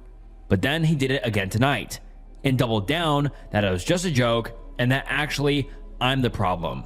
I started telling him again about how often women are killed by their husbands and boyfriends, and that's why the jokes bother me so much, but he interrupted me to say fuck you. So I hung up and blocked him. All of this really sucks because my roommates say I should just talk it out with him and give him another chance because they can tell I really like him and he really likes me. But I already did that. I thought we were past the homicide jokes. Then he did it again tonight while he was angry with me, and it caused me this awful feeling in my gut that I needed to not get in the car with him and get away from him. I've had boyfriends and male friends in the past. None of them have ever made jokes about murdering and dismembering me, especially multiple times after I told them to stop. Have you had friends/boyfriends that make jokes like this? Where is the humor in it? What would you do in this situation? And then the OP makes an update the next day saying, "Thank you everyone for your overwhelming support. And thank you for the important links and resources in the comments. I've learned a lot and shared them with my friends. I love this subreddit. I haven't heard anything from him and he hasn't caused any trouble since the breakup. If anything comes up, I'll update this post." And now let's get into some top comments. Someone says, "You've already given him chances. He agreed to change. Then he broke his word. So not only is he verbally abusive and potentially violent, he also breaks his word. You did nothing wrong. There's no humor in what he said. And abusers frequently excuse their abuse in the two ways he did. First, they say it was a joke. If you don't accept that, then they try to blame it on you. You don't want to become a statistic. Well, there are plenty of men out there who will never threaten to kill you. You have done exactly the right thing. Don't feel bad about anything you've done. My one piece of old woman advice to you is to be very strict around dating men when it comes to threats, joke or not. If a man threatens you in any way, tell him that if he does it again, it's over. Don't tolerate any kind of threats or violence ever. If the man is actually a danger, he will see tolerance as a sign that he can violate your boundaries without consequences." Someone else comments saying, "Just remember, there's a lot of murdered women that once said he'd never do that to me." Someone else says, "When I was a teenager, I would go driving around country roads and around our smallish town with male buddies from school. I'm a woman. And one night, my really good friend thought it was a good idea to make a joke about chopping me up with an axe. I got really terrified because it was just an overwhelming and scary thing to hear, and I started to cry. The immediate regret was obvious in my friend's eyes, and he genuinely looked mortified for having scared me so badly. He started apologizing and saying it was such a stupid joke and reassured me. In the moments after making this stupid attempt at humor and seeing the impact it had, he felt remorse and wanted to correct his behavior. Your ex did not do this. Or if he did, he immediately repeated the scary behavior again anyways. My friend never made a joke like that again. Men who actually care about us will respond empathetically to our fear response and will want to do whatever it takes to ensure we feel safe around them, especially if it's as simple as refraining from making dumb jokes. I hope you never have to see this creep again, and good for you for sticking up for yourself." And then the OP makes an update 11 months later, and the update reads as follows. "I hope I'm not breaking any subreddit rules by posting an update, but I thought this subreddit would like an update from all the feedback my OP received and all the messages I read requesting an update. My original post was almost a year ago. Thankfully, I have moved across state since then and have not seen him since. The last time I spoke to him over the phone, I made it very clear several times. Me. You promised you'd stop making jokes about murdering me, but then you did it again. You realize the greatest threat for women is being murdered by their own boyfriends/husbands? They are most likely to be killed by men they know." And then he said, "Hey Chugnose, fuck you." So I hung up. I ghosted him after that. Blocked him on everything and alerted my employer if he showed up that he was a threat. However, he sent me an email in an attempt to, I don't know. I'll leave you to draw conclusions because I really can't make any sense of it. I'm sorry if I quoted it incorrectly. I'm on mobile. In the email he sent me, "Dear my name." He got my name wrong multiple times and it became a joke, which is what he refers to here.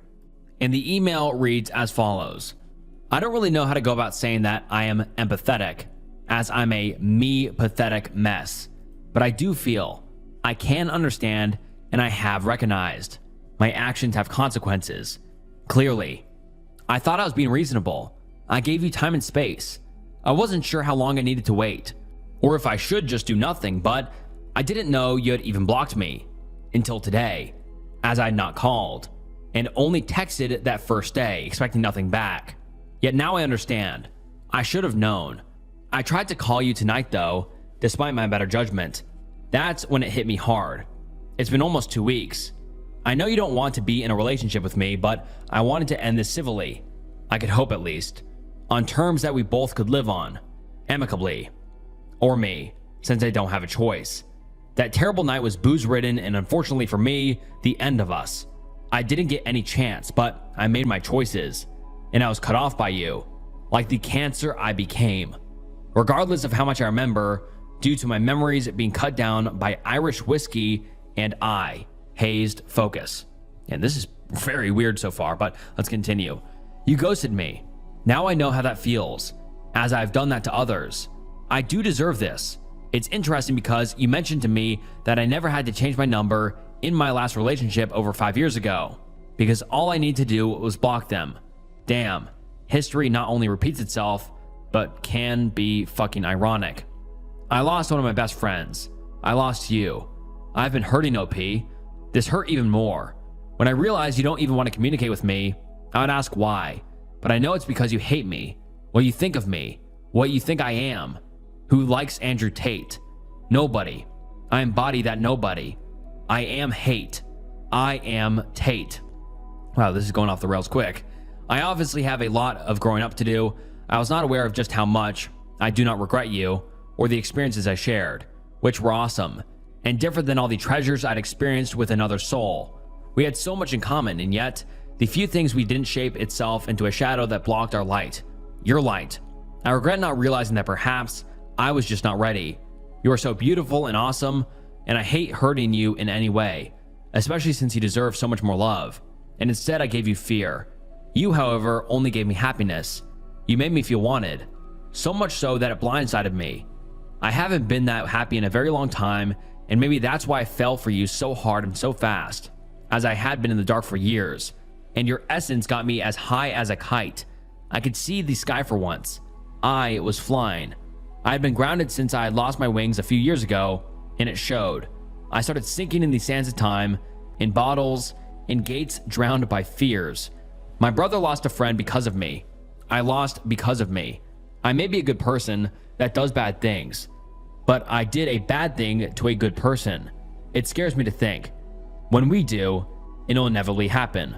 As it's a small town, run into each other, you will fear me, and I will fear you. I don't want that, but I made my grave, and I suppose I need to sleep in it. I will not call you again as I did tonight, as much as I want to. You can always call me, but I'm aware that it is about as real as my dreams coming true. I have respected your space. I haven't tried to suffocate it, or breathe your air. I just wanted to bury myself with a little dignity today, considering that I must be public enemy number one. I'm embarrassed to admit that running into your roommates or even coworkers makes me feel uncomfortable. That I did, to myself, and you. I'm sorry, OP. I don't know what else to say. I know you'll find someone, sooner or later, who will treat you with respect, and make you feel loved. I am not him. I failed, but you will have that, as much as I don't want to think of it. And you deserve it, as much as I didn't commit to that. I know you think I don't love you. You can ghost me, you cannot respond. I don't think you will anyways. Maybe you won't even read this, which is okay. I need to say my piece, to rest at sea, but you can't take away how I felt, or how I feel at all. Maybe that is my problem. I was too much. You thought I was just a blimp in time anyhow, and now that blimp can finally sink in time. And God, what a weirdo. I mean, went from saying he was going to murder his girlfriend to this weird email, and I didn't have to read out the full email in full. I just thought I would because you can just see how odd this person is. And it's good that the OP got away because they just seem off their rocker, obviously. And now let's get into some comments. A commenter says, people talking about this man being sociopath/psychopath/narcissistic. To me, he sounds like a generic boy that is trying to verbalize his emotions for the first time. I don't know how old he is, but it reads like a letter my first boyfriend at 20 years old sounded. Trying to be poetic and funny and failing at both. And just word vomiting emotions without fully understanding them. Yeah, that's just a normal dude learning his actions have consequences for the first time. And the OP comments something wild. He's like 40. This man's 40 years old talking about Andrew Tate and how he's a blimp.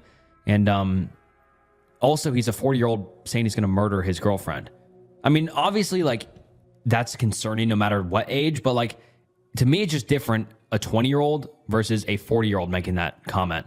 Because like a 20-year-old might be thinking it's kind of funny, because like younger people obviously make jokes sometimes that are just not funny, but just try to like be extreme and edgy to think they're funny.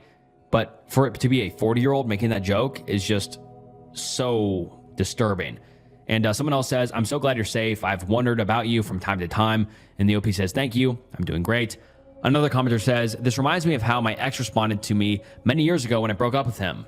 I broke up with him because I started getting this weird gut feeling that I didn't feel comfortable being alone with him, and he was getting very possessive and a bit manipulative. I even had a close family friend reach out to me to hesitantly share that she was not sure why, but she was worried about me being alone with him. He responded via text by trying every manipulation tactic in the book, from telling me he was sobbing and to please take him back, to saying I had just been using him and I was a liar, to telling me he didn't know how he was going to go on with his life. His reaction made me realize I absolutely made the right choice. And then the OP responds saying, thank you for sharing. It's so important to trust your instincts. And then another commenter says, him talking about alcohol makes it make sense. All the more reason to keep him blocked though. If he's making these jokes while drunk, there's a non-zero chance that he actually did fantasize about killing and dismembering you or someone else. And then the OP responds saying, most of the time when he made the jokes, he was totally sober. Another commenter says, I read through your first post. The dating phase is when you get to know somebody. Take your time to do that before making more commitment. He is a nutcase. I doubt he goes at anybody, and he is trying to say things that make himself look better. And then the OP responds saying, we weren't together for long. I was initially attracted to him because he was cheerful, happy, charismatic, kind, considerate, and handsome. Then the mask fell off. And then another commenter says, shadow that blocked our light. Your light. Am I only the one who reads it as another death threat? Blocking the light with capital letters implying she'll be turned off? OP, please do not lower your guards and be careful. And then the OP responds saying, wow, you have a great point. I had not considered that until now. I feel guilty for saying this, but I'm relieved after my kid is institutionalized permanently. And before we get into the story, I'm just going to clarify some terms that they're going to use a lot. ODD is oppositional defiant disorder, and IED is intermittent explosive disorder. And a quick Google search describes them as oppositional defiant disorder, or ODD, includes a frequent and ongoing pattern of anger, irritability, arguing, and defiance toward parents and other authority figures. And intermittent explosive disorder, or IED, involves repeated sudden episodes of impulsive, aggressive, violent behavior or angry verbal outbursts in which you react grossly out of proportion to the situation. And now let's get into the post. I feel guilty for saying this, but I'm relieved after my kid is institutionalized permanently. I feel like a bad person saying this, but here we go. My therapist also advised me to write here so I can feel more free. I, 46 male, have 2 kids. Adam, who's 20 male, and Ben, who's 15 male. This is about Ben. I wish I could word this differently, but since age 1, we could sense something was wrong with Ben. He was always angry at something. Some days he would be an angel, but most of the times he was a wrecking ball. At first, us and his pediatrician thought it was trouble twos, but it just continued. If his brother or a kid got his toy or his stuff, he would beat that other kid and bite him/her. He was fired from 4 kindergartners at age 5, and we were at the doors of a child psychiatrist at age 5. Our journey started with an ODD diagnosis, but after the randomness of constant anger attacks, he was diagnosed with IED at age 7. We thought we would have the answers and he would be treated. We were very wrong at the second part. Due to him having a fame, we have changed the school district. We live in the EU, not in the US, but it did not change. He still had tantrums, and due to this, he had been in severe depression. It is heart-wrenching to see an 8-year-old to have depression. They don't have the childish happiness and hope. We have tried everything. We even have private tutors for him so he could be less exposed to the school environment.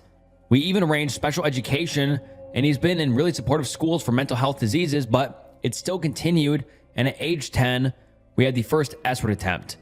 He tried to commit S-word with my belt in his brother's room. Then at age 12, he stole his mom's, my wife still, heart medication. She has arrhythmia. and put himself in a comatose state. The next 4 years were hell. We had to send our older son to live with his grandparents at a different city, and our house was like a mental health unit. We had a caretaker who lived with us fully, and we couldn't use any kind of sharp or stab objects in the house. I learned how S-word proof rooms were done because we had to make it built in our house. If he wasn't committing S-word, his anger was directed outside. At age 14, he wasn't allowed to enter any public building in the town because he tried to beat someone or smash down a window. He spent more days at a ward than outside.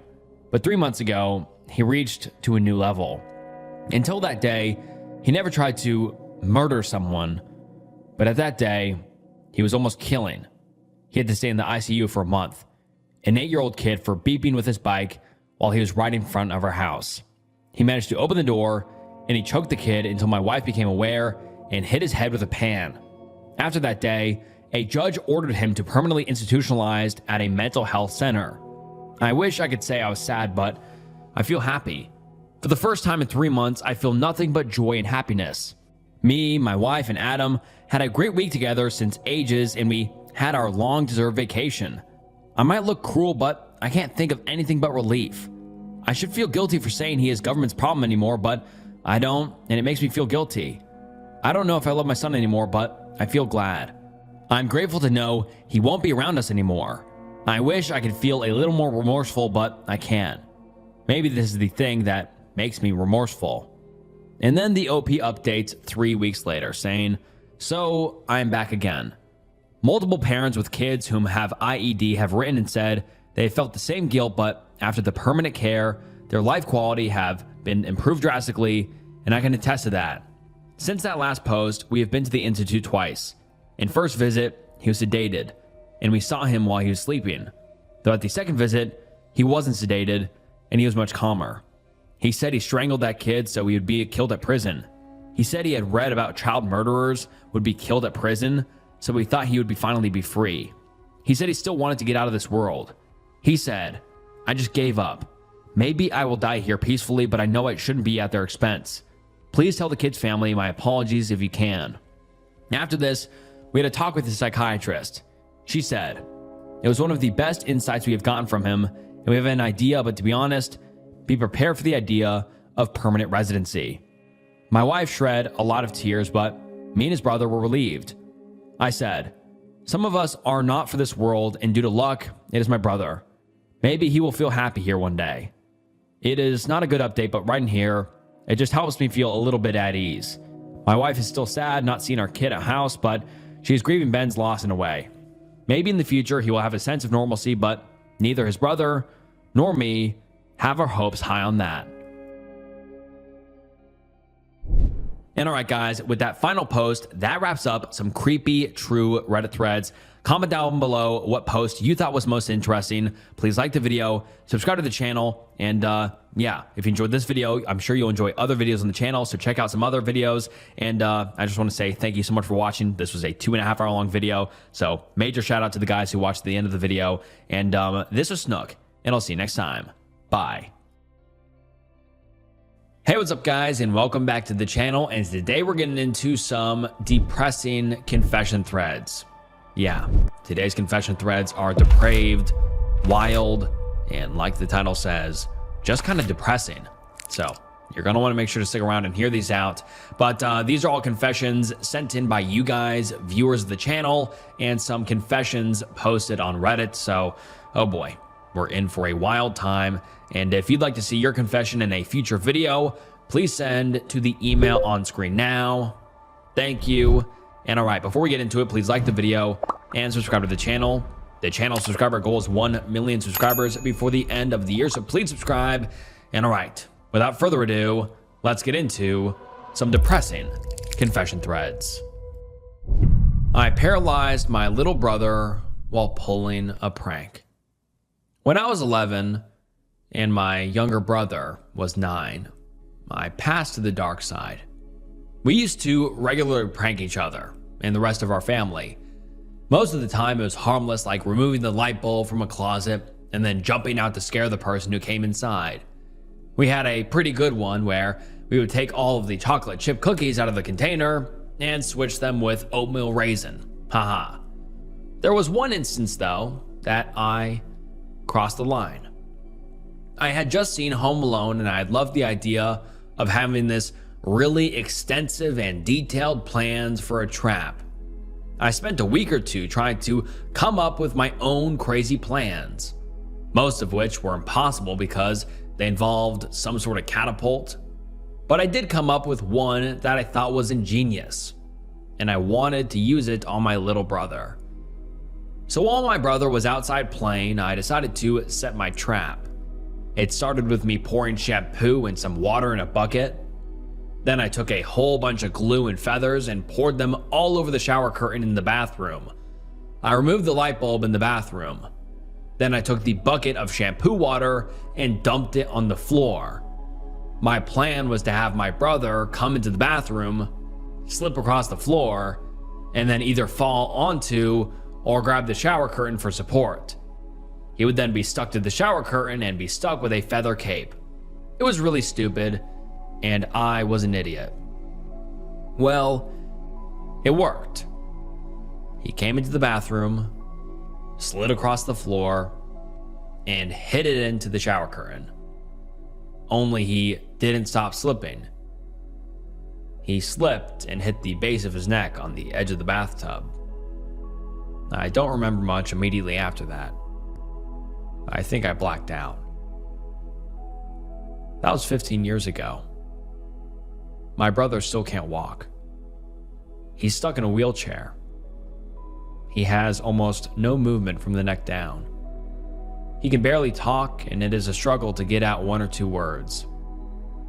For me, the worst part is that he can still control his facial expressions pretty well.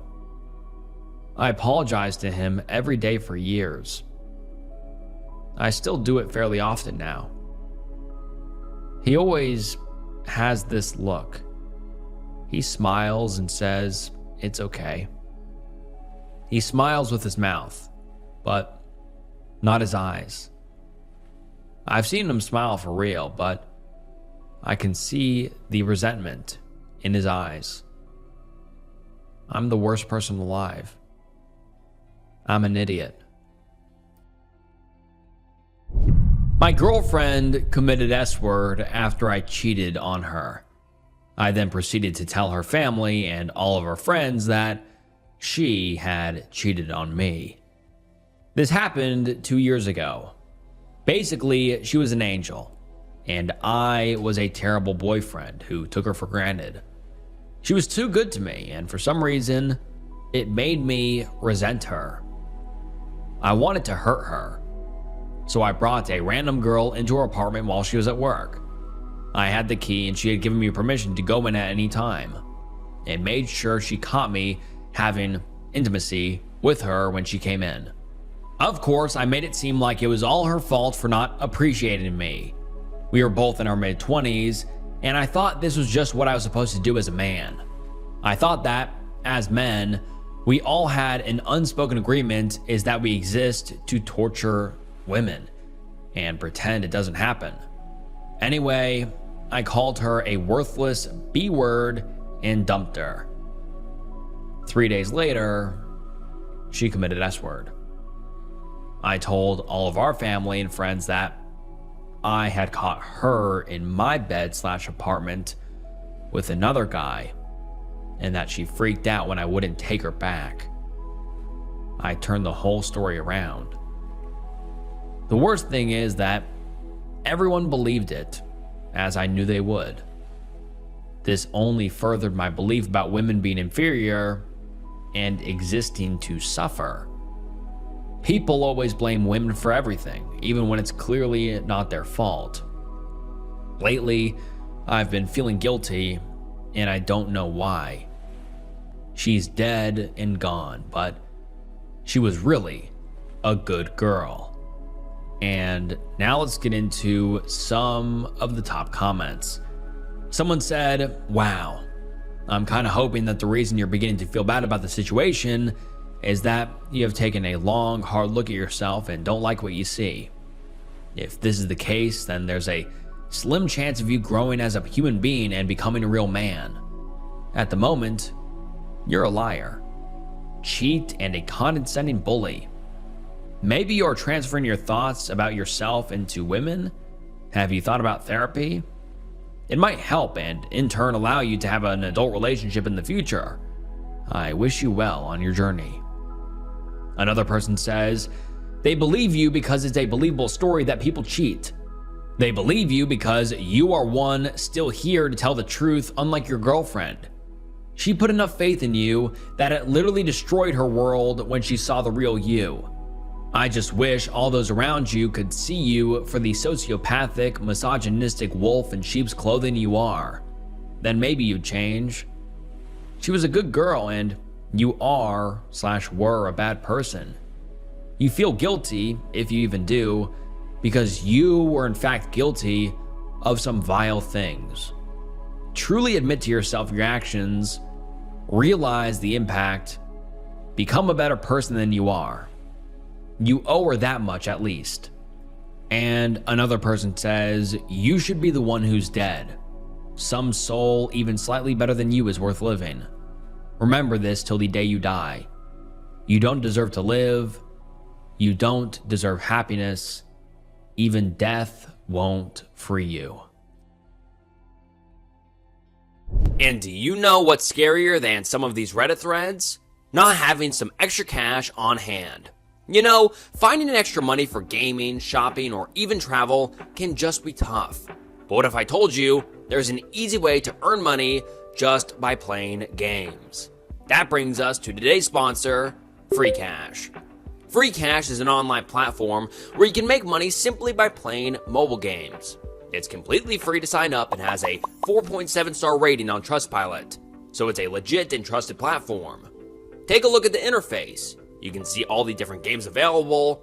This time I downloaded Monopoly Go because everyone is playing it right now. And just by rolling the dice and building up my boards in my spare time, I've already made money. Just make sure your app tracking is enabled so Free Cash can reward you properly.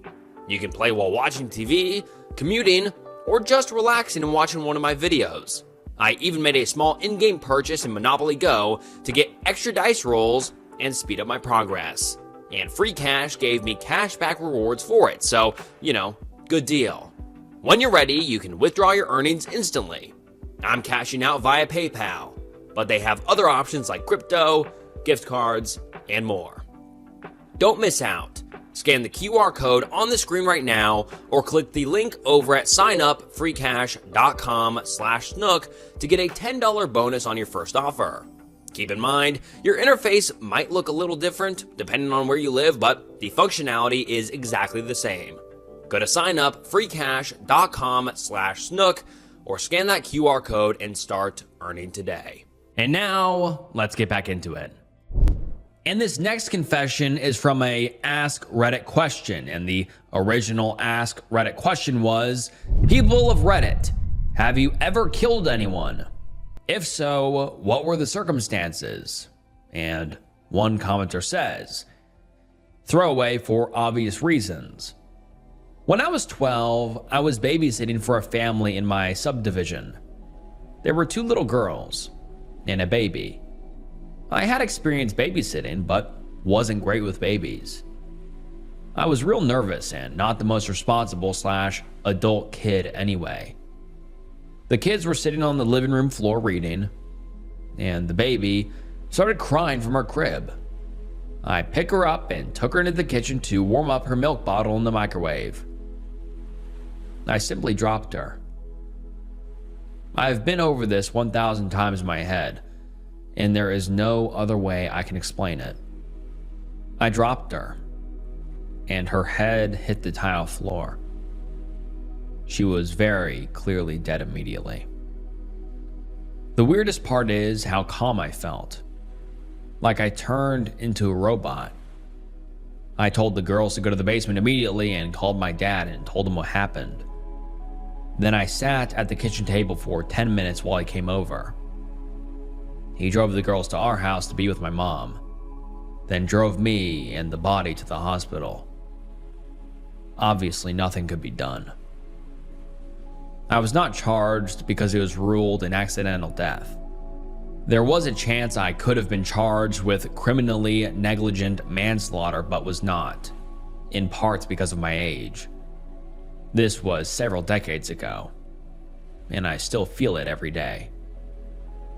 I am a woman, and do not think I can ever have children because of it.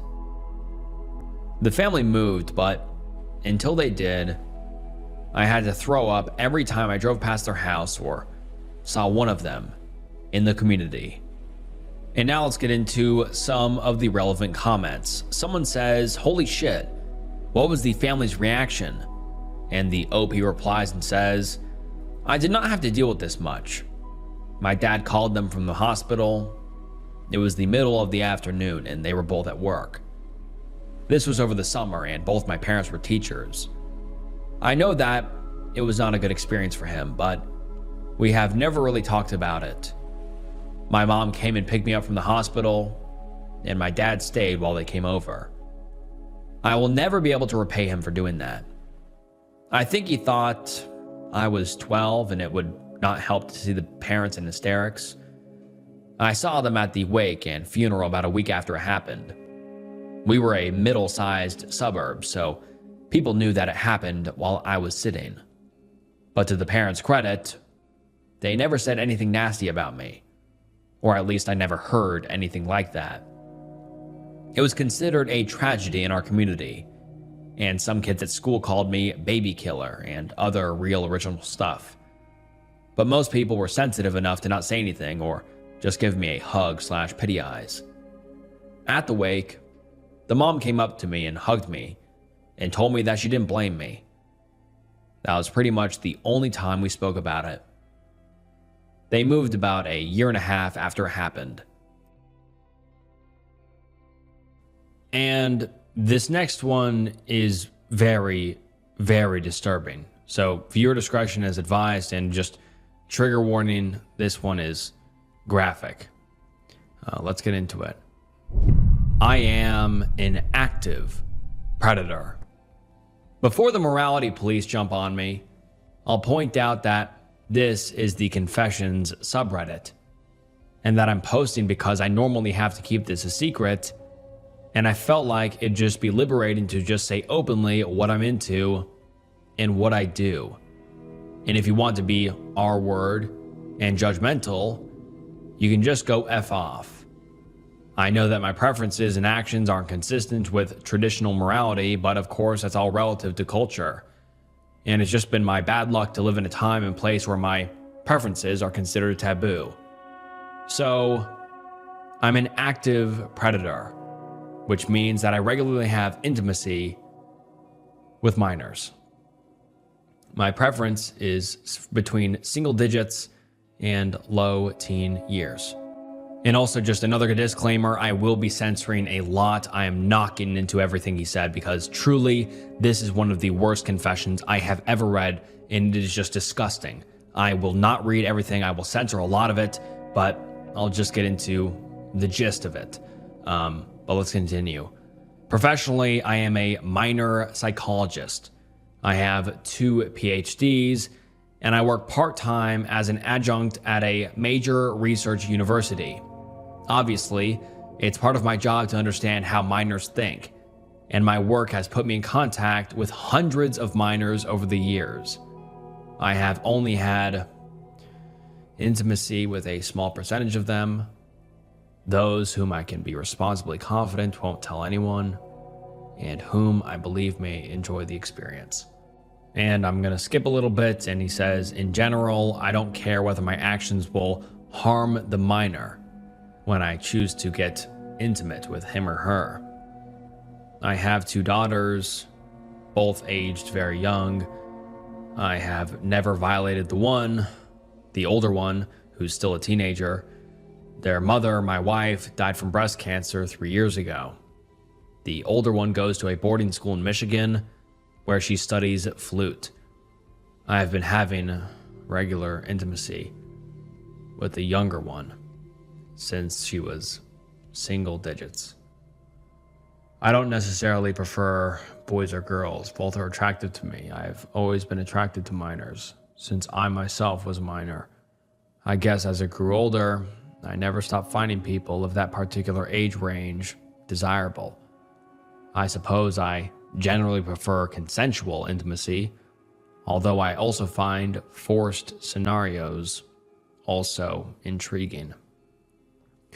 I don't keep a tally, but I'd estimate that I've had some form of contact with 50 to 60 minors. And then he gets into graphic detail of the amount he's had full intimacy with, etc. I can't even say this, it's so gross. He says, I would classify 5 of those encounters as R-word, but the vast majority were in the gray area of consent. I suppose something that some readers may find interesting is that I have met several other predators who have similar preferences to mine. I suppose that many of you would be surprised about several things that I have learned in my interactions with other predators. First, about how many secret predators there are, how exceedingly common this preference is. And I'm not even going to read the second and third reason. And he says how easy it is to get away with it in a society that basically treats predators like witches. If anyone wants to ask me details, note, I will not stupidly reveal any identifying information, so don't bother trying to trick me into giving up my address. Then feel free to DM me, and I'd be happy to answer questions. And the OP's profile was shortly taken down after his post, but let's get into some of the top comments. Someone says, this is one of those things you hope is a troll. If it's then, OP needs to die in a fire. I can't even begin to describe how sociopathic this whole thing reads. I was never abused. I had other shit, but not intimately. My stuff messed me up enough as it was. I can't even imagine what this could have done to the victims. And a lot of the other comments are just people also saying they're predators, and I think it's other people actually confessing to being a predator. It's horrific. It's disgusting.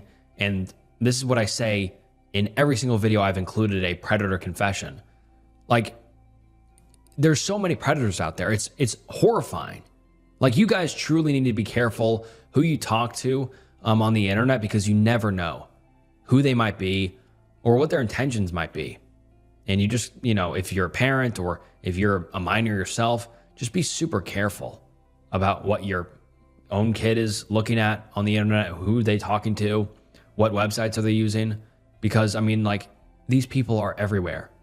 And it's disgusting. And that's why I usually like to include a predator confession, because then it just drives home the fact that there's so many out there, and you just need to be careful. Whether it's your little brother, little sister, your cousin, just please be checking on what they're doing online, because the internet is a dangerous place, and there is so many vile human beings on the internet. So yeah, just guys, stay safe, please. And all of these people need to rot in prison for the rest of their life. God, just beyond disgusting. Need advice on inheritance, arbitrage, family, etc. Please, I am becoming desperate. The Bitcoin boom has been wonderful for some people, obviously, but I am really struggling. Last year, my father passed away. My mother passed away from cancer many years ago.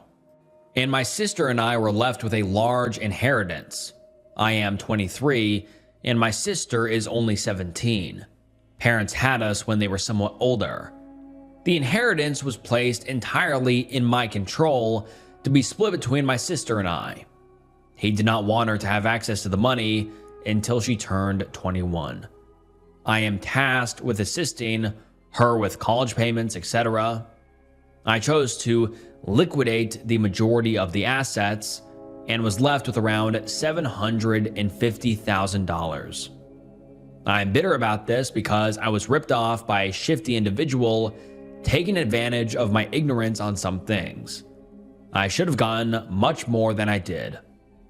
Well, I discovered Bitcoin a few years ago.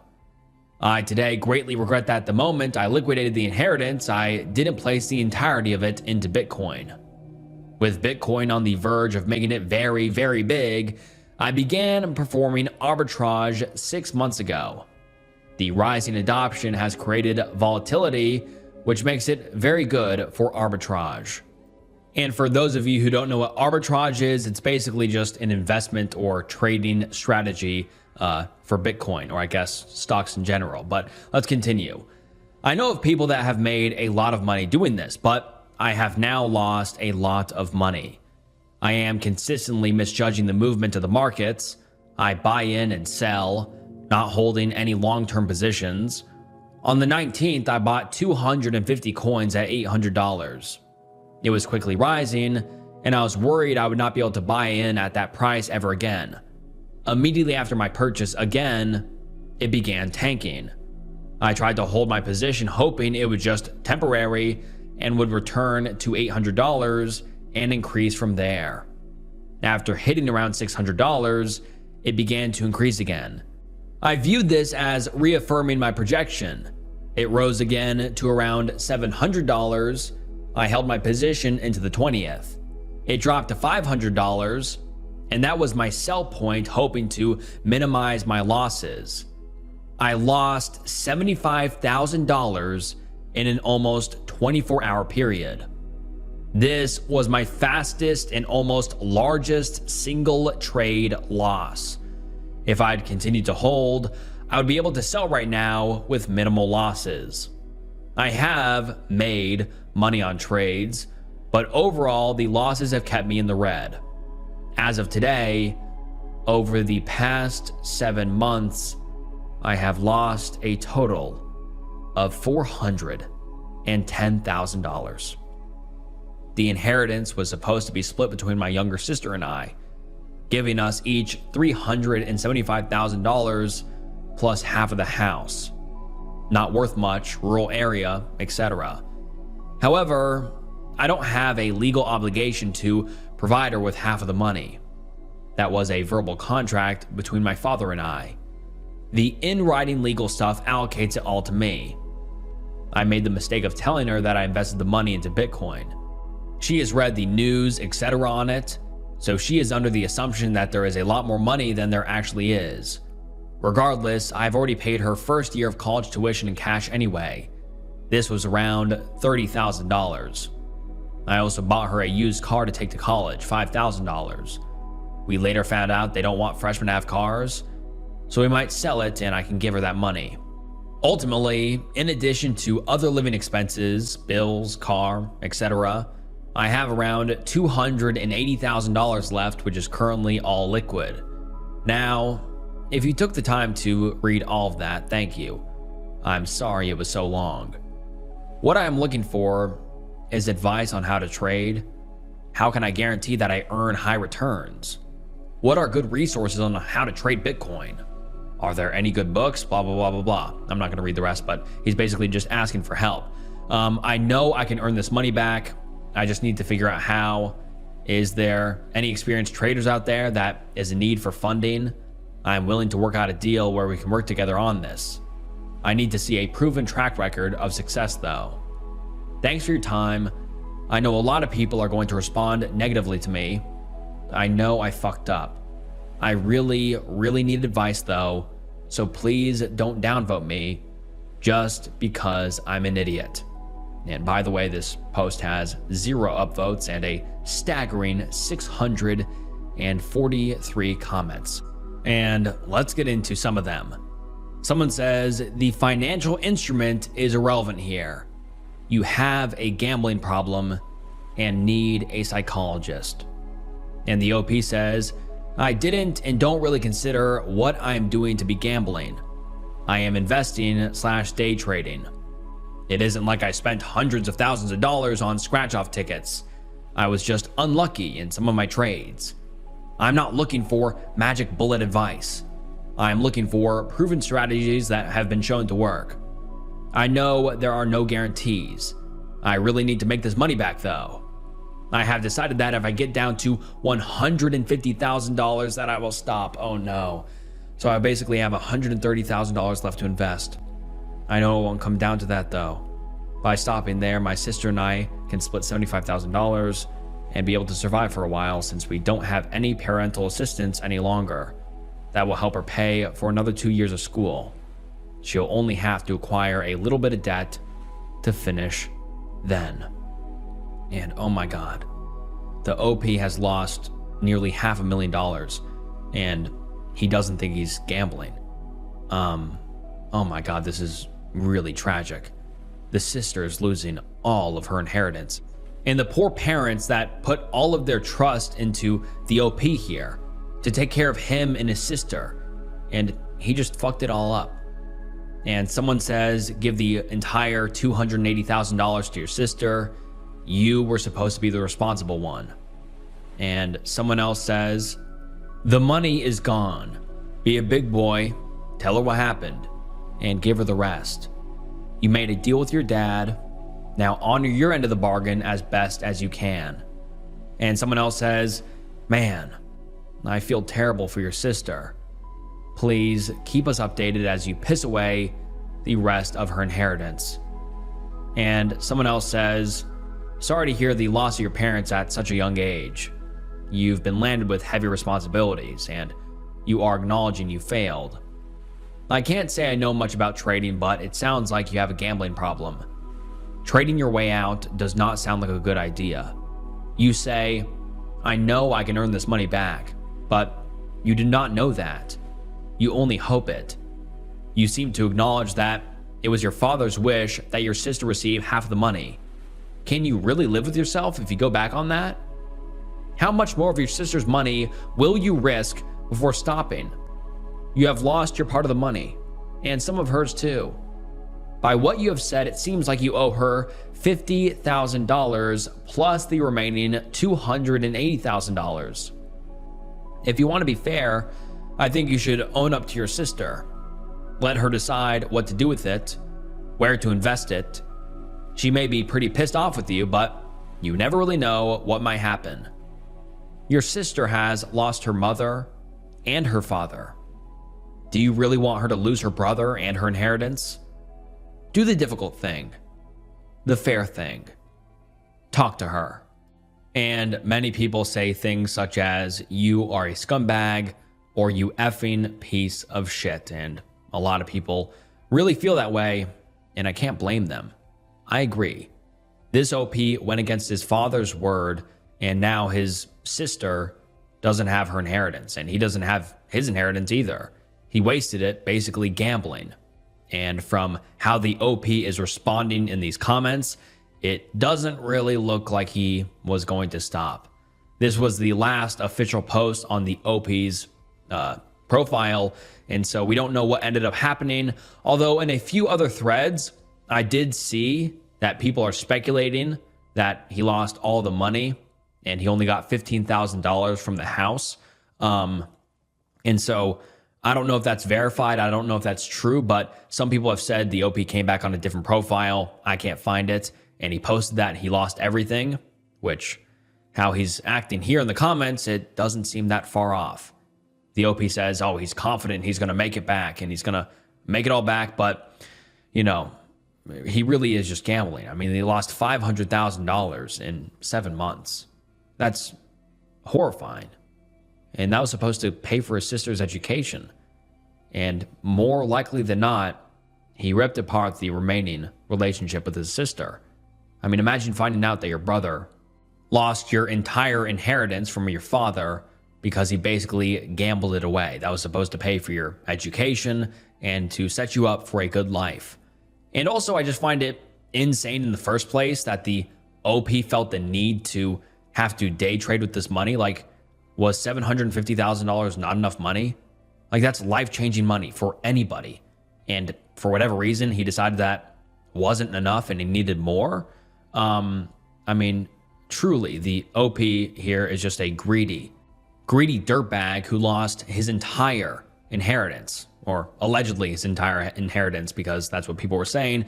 But, I mean, he lost more than half of it, so it's just horrible. It really is horrible, and this is just super, super depressing. Because, yeah, like I said, from the other people speculating in threads, he lost all of it, and he sold the house for only $15,000 because he had to pay back some money, and he was left with basically nothing. I don't know if that's true, but like I said, I kind of believe it. And everybody in this post was saying, please give your money to your sister, or give the remaining inheritance to your sister. But I mean, it doesn't seem like he did. And yeah, this was a really depressing thread. And I'm sure he ripped apart the relationship with his sister. And I wonder where he is today. I was in prison for 7 years. I saw a man die there horribly. I was a really shitty person once upon a time. I was driving drunk at 22 and hit someone and killed them. I served 7 years for manslaughter. I'm not proud of it, and it's my greatest shame in my life. I try to just live each day a little bit better than before, and live in such a way that I make amends for the life I took. In prison, I tried to take advantage of a lot of the programs there. I learned how to be an electrician, but it wasn't a great place. I was in Max for the first 2, but I got moved there due to good behavior. That maximum security prison was the most terrifying place I've ever been. Most of the guys are serving 10+ year sentences for super violent shit and know they're gonna die there, so they got nothing to lose. I was put there because I killed someone, and the minimum security prison was full at the time. I survived by just keeping my head down and minding my own business. If I saw something going down, I kept my mouth shut. I managed to get assigned to laundry duty, which was one of the best jobs. I was carrying a full load of dirty shit one day, about a year in, when I came into the laundry room and saw a group of guys holding a guy down and stabbing them over and over. Unfortunately, they heard me and their leader turned to me and looked at me while holding the knife in his hand. He calmly said, "What do you see here?" I looked around and said, "Nothing but laundry." He walked right up to me, looked me dead in the eye and said, "You see anything else?" I said, "No, sir. Nothing at all." He nodded and said, "You should go then." I turned on my heel and walked out while that dude was lying there bleeding out and gurgling. Obviously, the guards asked me about it since I was working, and that guy was found dead in my work area just outside the camera range. I told them I didn't see anything. They offered to make petitions to get me time off my sentence or even get me out of Max. I didn't budge. I told them I didn't see nothing or know nothing. I knew that they wouldn't move me soon enough, and if I was found out as a rat, they'd probably do worse to me. They were pissed because they knew I had to know something, but thankfully, they didn't punish me. Thankfully, I got transferred to minimum security the next year due to good behavior, and Max was getting crowded. Things were a lot more chill there, but I never told anyone about what I saw that day. Eventually, I got out and got a job and started getting my life back on track again. I'm doing better now, but that shit is definitely still with me, but I'm more haunted by the man I killed. I joined AA and go every week, and just got my 5-year chip, and I've been seeing a counselor a lot. I don't think I can ever make amends, but I'm trying to put good out there now. I am a convicted predator, and this is what I want the public to understand. A common misconception about predators is that they are all heartless, violent R-wordists. If there was an organization that could send public messages anonymously to try and raise awareness about the truth about many predators, what would you like to say from a personal perspective? Here's what I would like to say. I'm a predator, but I didn't ask to be this way. I just am. I don't have a cold heart, and I'm not motivated to intentionally cause any harm to anyone. I am as nice and empathetic as anyone, but sometimes get strong desires to do bad things. Due to the judgment, hate, and misconceptions about all of us, I feel very isolated in this world and that nobody can help and support me.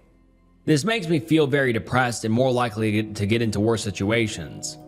If I were not so discriminated, I might feel more motivated to deal with my problems as best as I can. Sadly, there is not enough help for us kind of people, or anywhere near enough research into this kind of problem. If there was safe help, even for people without convictions, much like there is for those with drug addictions, I feel this kind of problem could be made better for many. Although, let's get into some of the top comments. Someone says, "You say you don't have a cold heart or intentionally want to hurt anyone, yet you've acted on these urges. While you may truly believe your own bullshit, you know exactly what this does to young minors emotionally, mentally, and physically. This would be different and easier to believe had you not acted on your urges, but you did, and as the victim of a predator, I would just like to say, fuck you." And someone else says, "You idiot, you are convicted. That says you did horrible things. Go rot in hell, MFer." Killed someone, told nobody. Throwaway account for obvious reasons, and I'm pretty drunk right now, so please take that into account.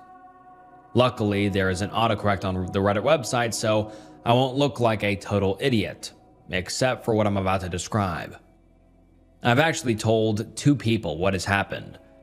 The first person was a pastor from a church I don't frequently go to, and the other was a chaplain who does reach outs to civilians from one of the military facilities I work near. Not going to mention which. But I've never actually told this to anyone else, and I feel empty and want outside input. Not just someone who will tell me everything is going to be okay, and that I was acting in self-preservation, blah, blah, blah, blah. I want obvious input, and so I kind of want to reach out here for some of that. This happened a few months back, and if you look into the police reports, I don't even know how you do that. You'll have, hopefully, a hard time figuring out when and who it was. I went out one of the mornings I was off work to grab some beer from the local brewery. They make amazing amber lagers, and I was having a good time of it that day. It was around 10:30 a.m., and when I left, I saw this weird dude talking on his cell phone in the Jeep, looking at me like I didn't have pants on or something. Anyways, I left and thought it was weird. I get back to my apartment complex like 20 minutes later, beer in tow, and this guy was at my front door. He didn't seem to be paying attention to me, and as I approached, I could see he was trying to break in.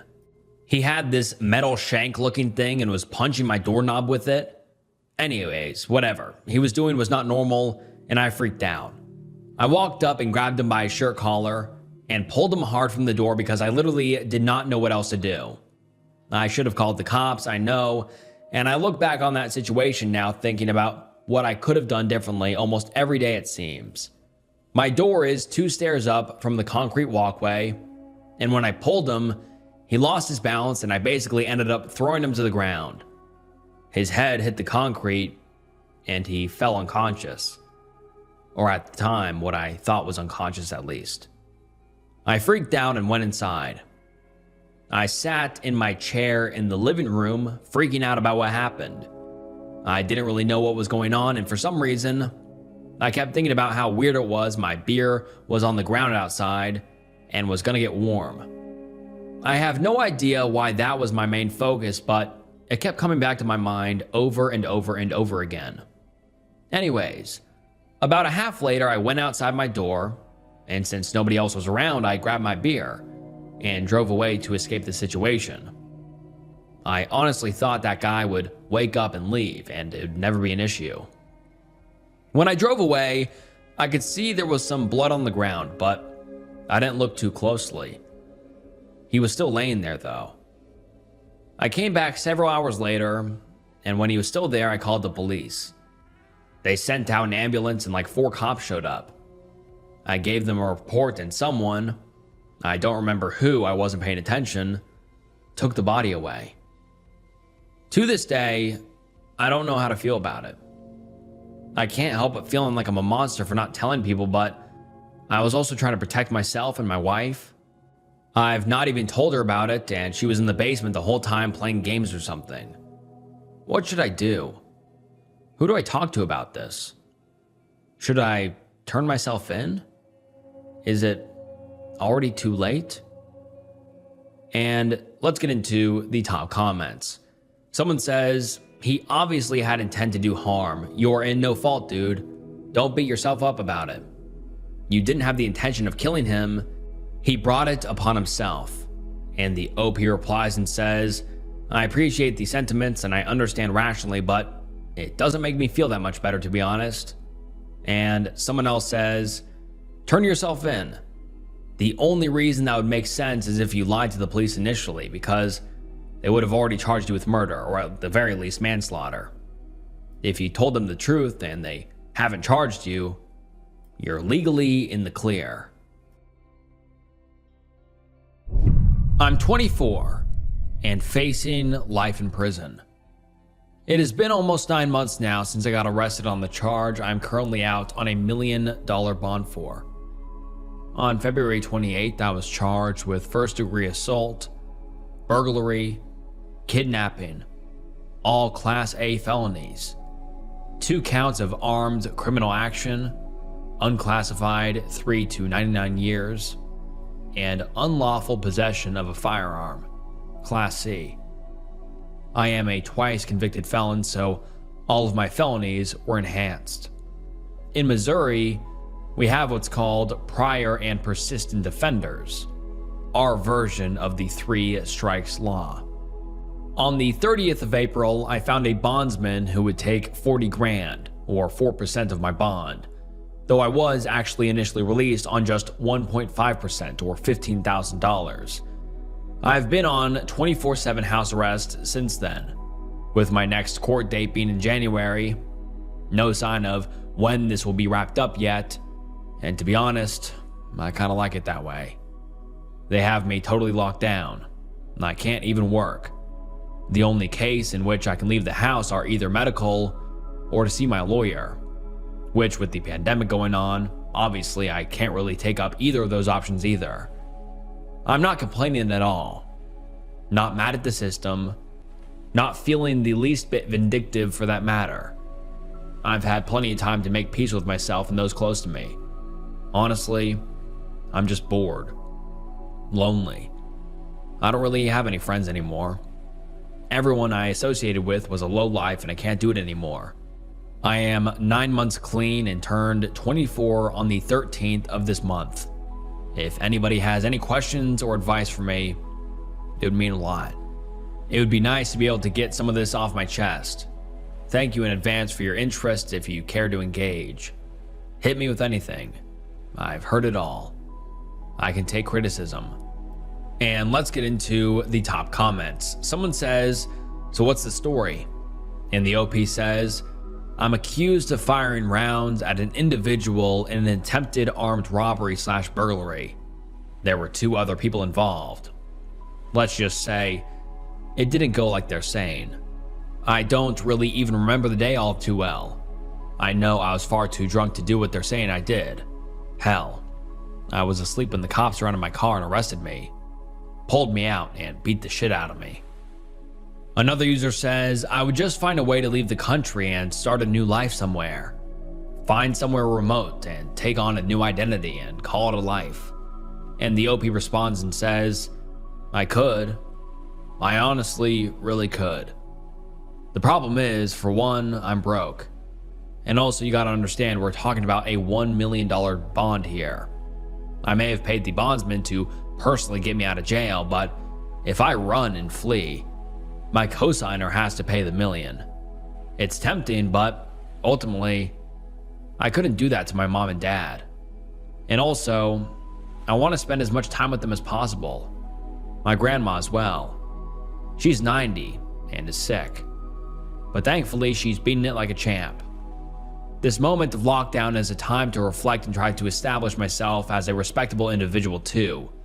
And someone else says, if you did what you're charged with plus prior felonies, to be honest, you deserve it. If you didn't, then I'd do whatever I can to get out of the country if I were convicted, but still had to go to the prison myself. Anything is better than life in US prison. And the OP responds and says, It's hard to get across to people how much charges change and how they are always trumped up at the beginning. They grasp for straws. You know what the kidnapping was?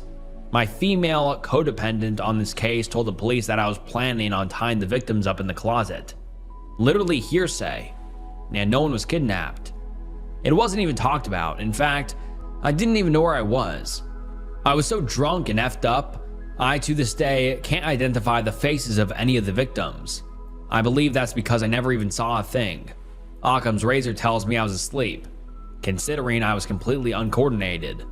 The kid with me was driving the car and holding onto my grandpa's pistol, the one used in the shooting. The shooting, by the way, the assault charge, somebody fired 3 rounds into the bottom of the glass door, apparently because he said they owed him money. Silly. The bullets were from a .25 and didn't even penetrate through the second layer of glass. No excuse for my behavior. Nobody was hurt, thank God. Does that excuse me being there? Having a weapon of my family's in the car, not for robberies? No, absolutely not. I should have been at home, resting, not accompanying someone to some shit I wasn't even aware of. Stupid. Plus, those kids were terrorized, possibly traumatized. That is something I will have to live with for the rest of my life, whether I did anything or not. Thank you for the comment. God bless. And someone else says, I've been arrested and gone to prison. They will charge you with everything you did, but only convict you of a couple charges if you take the plea deal. Previous felony convictions don't give you enhancements. Now, if they were for the same charges or you went to prison, you were already convicted of them, yeah, you get the enhancement if you went to prison. But since you had a firearm as a felon, then you will do a minimum of 10 years, and they will most likely be giving you at least 1 strike since there was an assault and kidnapping, since you had the gun during the crimes. Gun charge will most likely stand, and so will the kidnapping and assault. They may or may not drop the armed criminal action and burglary. If a strike, you will get at least 20 years at 85%, first strike, then 90% second strike, and 100% third strike with a minimum of 25 to life. It all demands on your past and how bad the crimes were. But from my experience, there will be at least a sentence of 20 years if no strike. You will serve 5 if you keep your good time credits. If you run, you will get the maximum plus of 5 years. And it seems like the OP, what he said in his previous post about a lot of them won't stick, reigned true, because he kept posting on and off the next few years, although it didn't look so hot. He made a few posts about talking about drugs and saying how he was struggling with drug addiction, and one of his last posts on his profile says, I just tried C drug for the first time, and wow. And I'm just going to read the first sentence, but it says, so following a 6-day long binge of crystal and highly pure booger sugar, I somehow found myself with a C head in my car. And he gets into it, but it looks like he's gone downhill ever since this post of him facing life in prison. And so what I assume happened is the charges he was charged with just didn't stick, because like he said, he didn't probably do anything. He was just with someone. And so most likely he got just dropped and he didn't have any sort of criminal charges against him, but it looks like he spiraled and got into drug addiction, and like I just read, was doing hard drugs, and he hasn't posted in over a year, almost 2 years. And so who knows where the OP is, but man, that was a bad spiral. And his Reddit description even says, I don't really exist anymore, or I'm not supposed to. If I do, I'll be hunted down. And so I go back and forth between the here and now and the hereafter. It's much nicer on the other side. So who knows what that means? Does that mean he's on the run maybe? I don't know, because he says, no one knows I exist anymore. And if they do, I'll be hunted down. And so maybe he's on the run, or who knows, but very strange spiral. What do you guys think? My best friend OD'd, and I can't help but feel responsible. I'm not sure if this is the right place for this, but the mods can remove it if it's not. I'm 25 male, and my best friend OD'd about 6 months ago. He was only 24. I'll call him Leo. He was hooked on booger sugar, weed, and all other kinds of pills. One of them was some weird Russian cosmonaut drug he said they gave to astronauts. Crazy stuff. He bought everything on the dark web and was seriously good with computers. He was such a smart, funny, and amazing guy. I always wished he'd put that brain to better use. Leo had always struggled with addiction, just like his dad. He told us his dad was a deadbeat addict who had died years ago. He never went into much detail, and I never pushed him. I figured that's where his addictive side came from. We started experimenting really young, around mid-teenage years, with all sorts of pills, weed, and booger sugar. It screwed up a lot of us. I still fight with my K addiction now and then. Leo's main thing was booger sugar though. He'd do massive amounts, stay up for days, get into crazy debt, and get super paranoid. At one point, he owed 1,200 euros to some guy who had just got out of prison. He moved away for a while to try and get clean. For 2 or 3 years, nobody heard from him. When he came back to our hometown, he seemed sober. He was running, seeing a counselor, and actually looked happy. He'd been diagnosed with schizophrenia, but it was under control at the time. It felt like I had my best friend back. We'd game together like old times and talk conspiracy theories all night long. If Leo called you at 1 a.m., you knew you were in for a long one. After a few months, he started using again. Just small amounts while gaming at first. I warned him, but he said it wouldn't be a problem, and I believed him. Then he started taking sleeping tablets to come down after booger sugar binges. It went from a few grams to a lot of grams. He was funding it by gambling his benefits and by buying extra booger sugar to sell so he could use the profit himself. Things got really bad. He had a hole in his nose you could put a finger through, constant nosebleeds, and he was popping loads of pills. His daily routine was brutal. Wake up around 5 p.m., do a ton of booger sugar, sell through the night, take all of his pills around 4 or 5 a.m., smoke some weed, and pass out. He was still living with his mom, and she kept telling him to stop. We all did. I wish I'd done more to help. The weekend it happened, some stuff went down that still feels off to me. He got robbed at his back door by someone he thought he could trust. That destroyed him, and he went on a massive booger sugar binge. I was texting and calling him nonstop. I loved him like a brother. Then he went quiet. His mom had said she was getting his uncle from Ireland to come take him away and sort his head out. I told him it might be a good idea, but he didn't want to hear it. The night before the uncle was supposed to show up, Leo stopped answering his phone. A couple days later, we heard there'd been a police car at his mom's house. Some friends went round to knock on the door and ask what was going on. His mom opened it and just said, "He's dead," before slamming the door in our faces. He'd done his usual routine, taken his sleeping pills after the booger sugar, gone into the kitchen to roll a joint, and OD'd right there on the floor. Legs crossed, weed half rolled in his hands. His mom found him like that the next morning. I knew exactly what he was taking and how dangerous it was. I stood by and didn't do enough. Now he's gone. Later, we found out the uncle was actually his dad, the one he'd said was dead all those years. He must have really hated him. That question still eats at me. Did Leo do it on purpose because his dad was coming to take him away? He was smart. He knew all the dosages inside out. He'd even told me the lethal amounts to try and reassure me when I worried.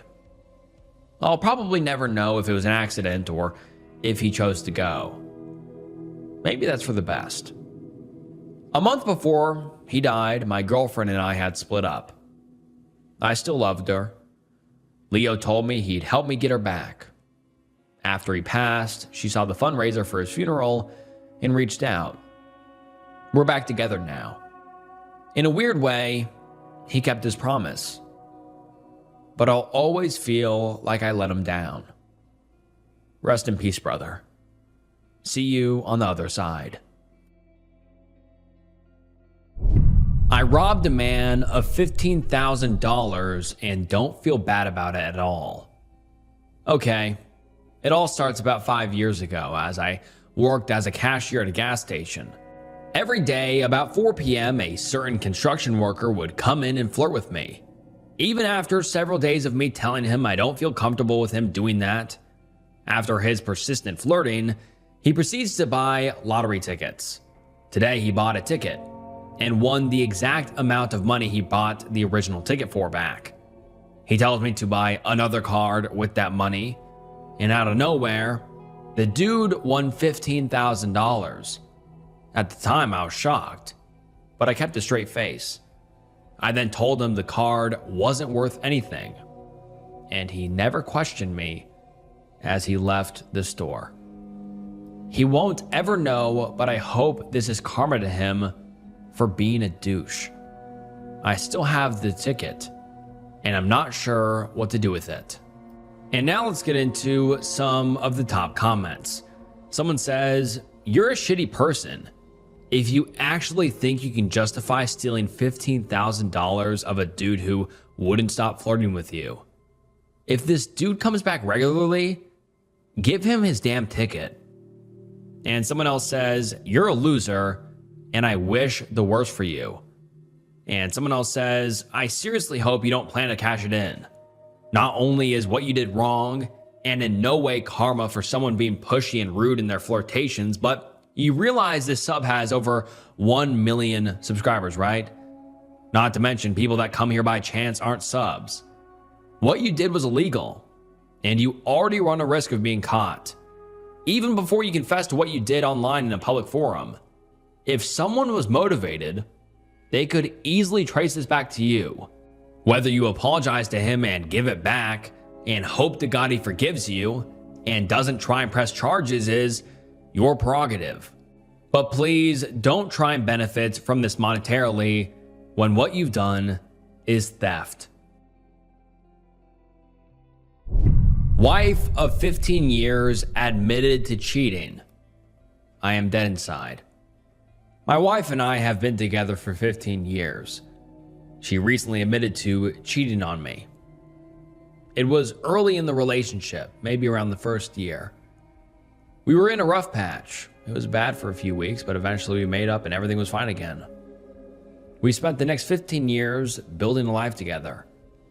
During that time, we both went back to school and received 2 degrees, 4 total between us. We moved in together. We got engaged. We got married. We bought a house. We had kids. And then one day she calls me into the room. She's sitting on the couch. She's crying. I don't know why. She tells me, totally out of the blue, that she cheated on me. It was during that rough patch in the first year. She just couldn't hold it in anymore. She wanted there to be no secrets between us. I wasn't mad. That was a little strange. I thought I should feel outraged. I figured it was because I loved her so much. Love conquers all, so I thought that I forgave her. I did feel a strange, subtle sensation. I didn't understand it at the time, so I ignored it.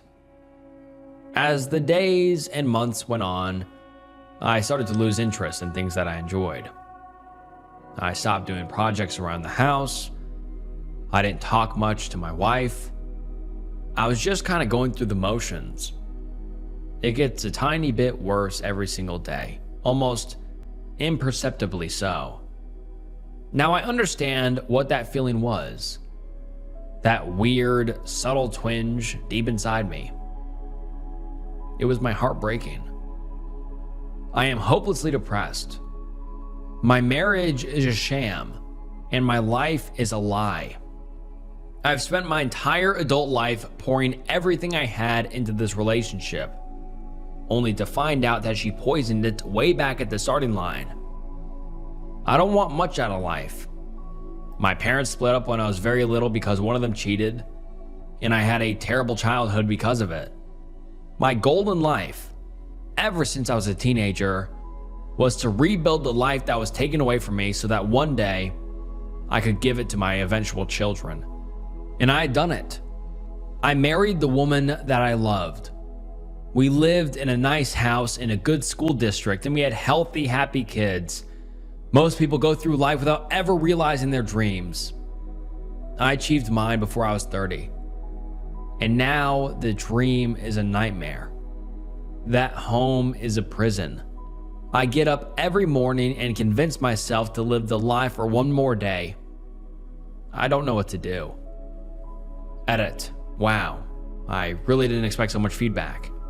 Thanks to all who have taken the time to respond. Even the trolls. Some of this stuff made me laugh. I still don't know what we're gonna do. There is a lot of different advice here, and that has given me a lot of perspective. I think that's what I need the most right now.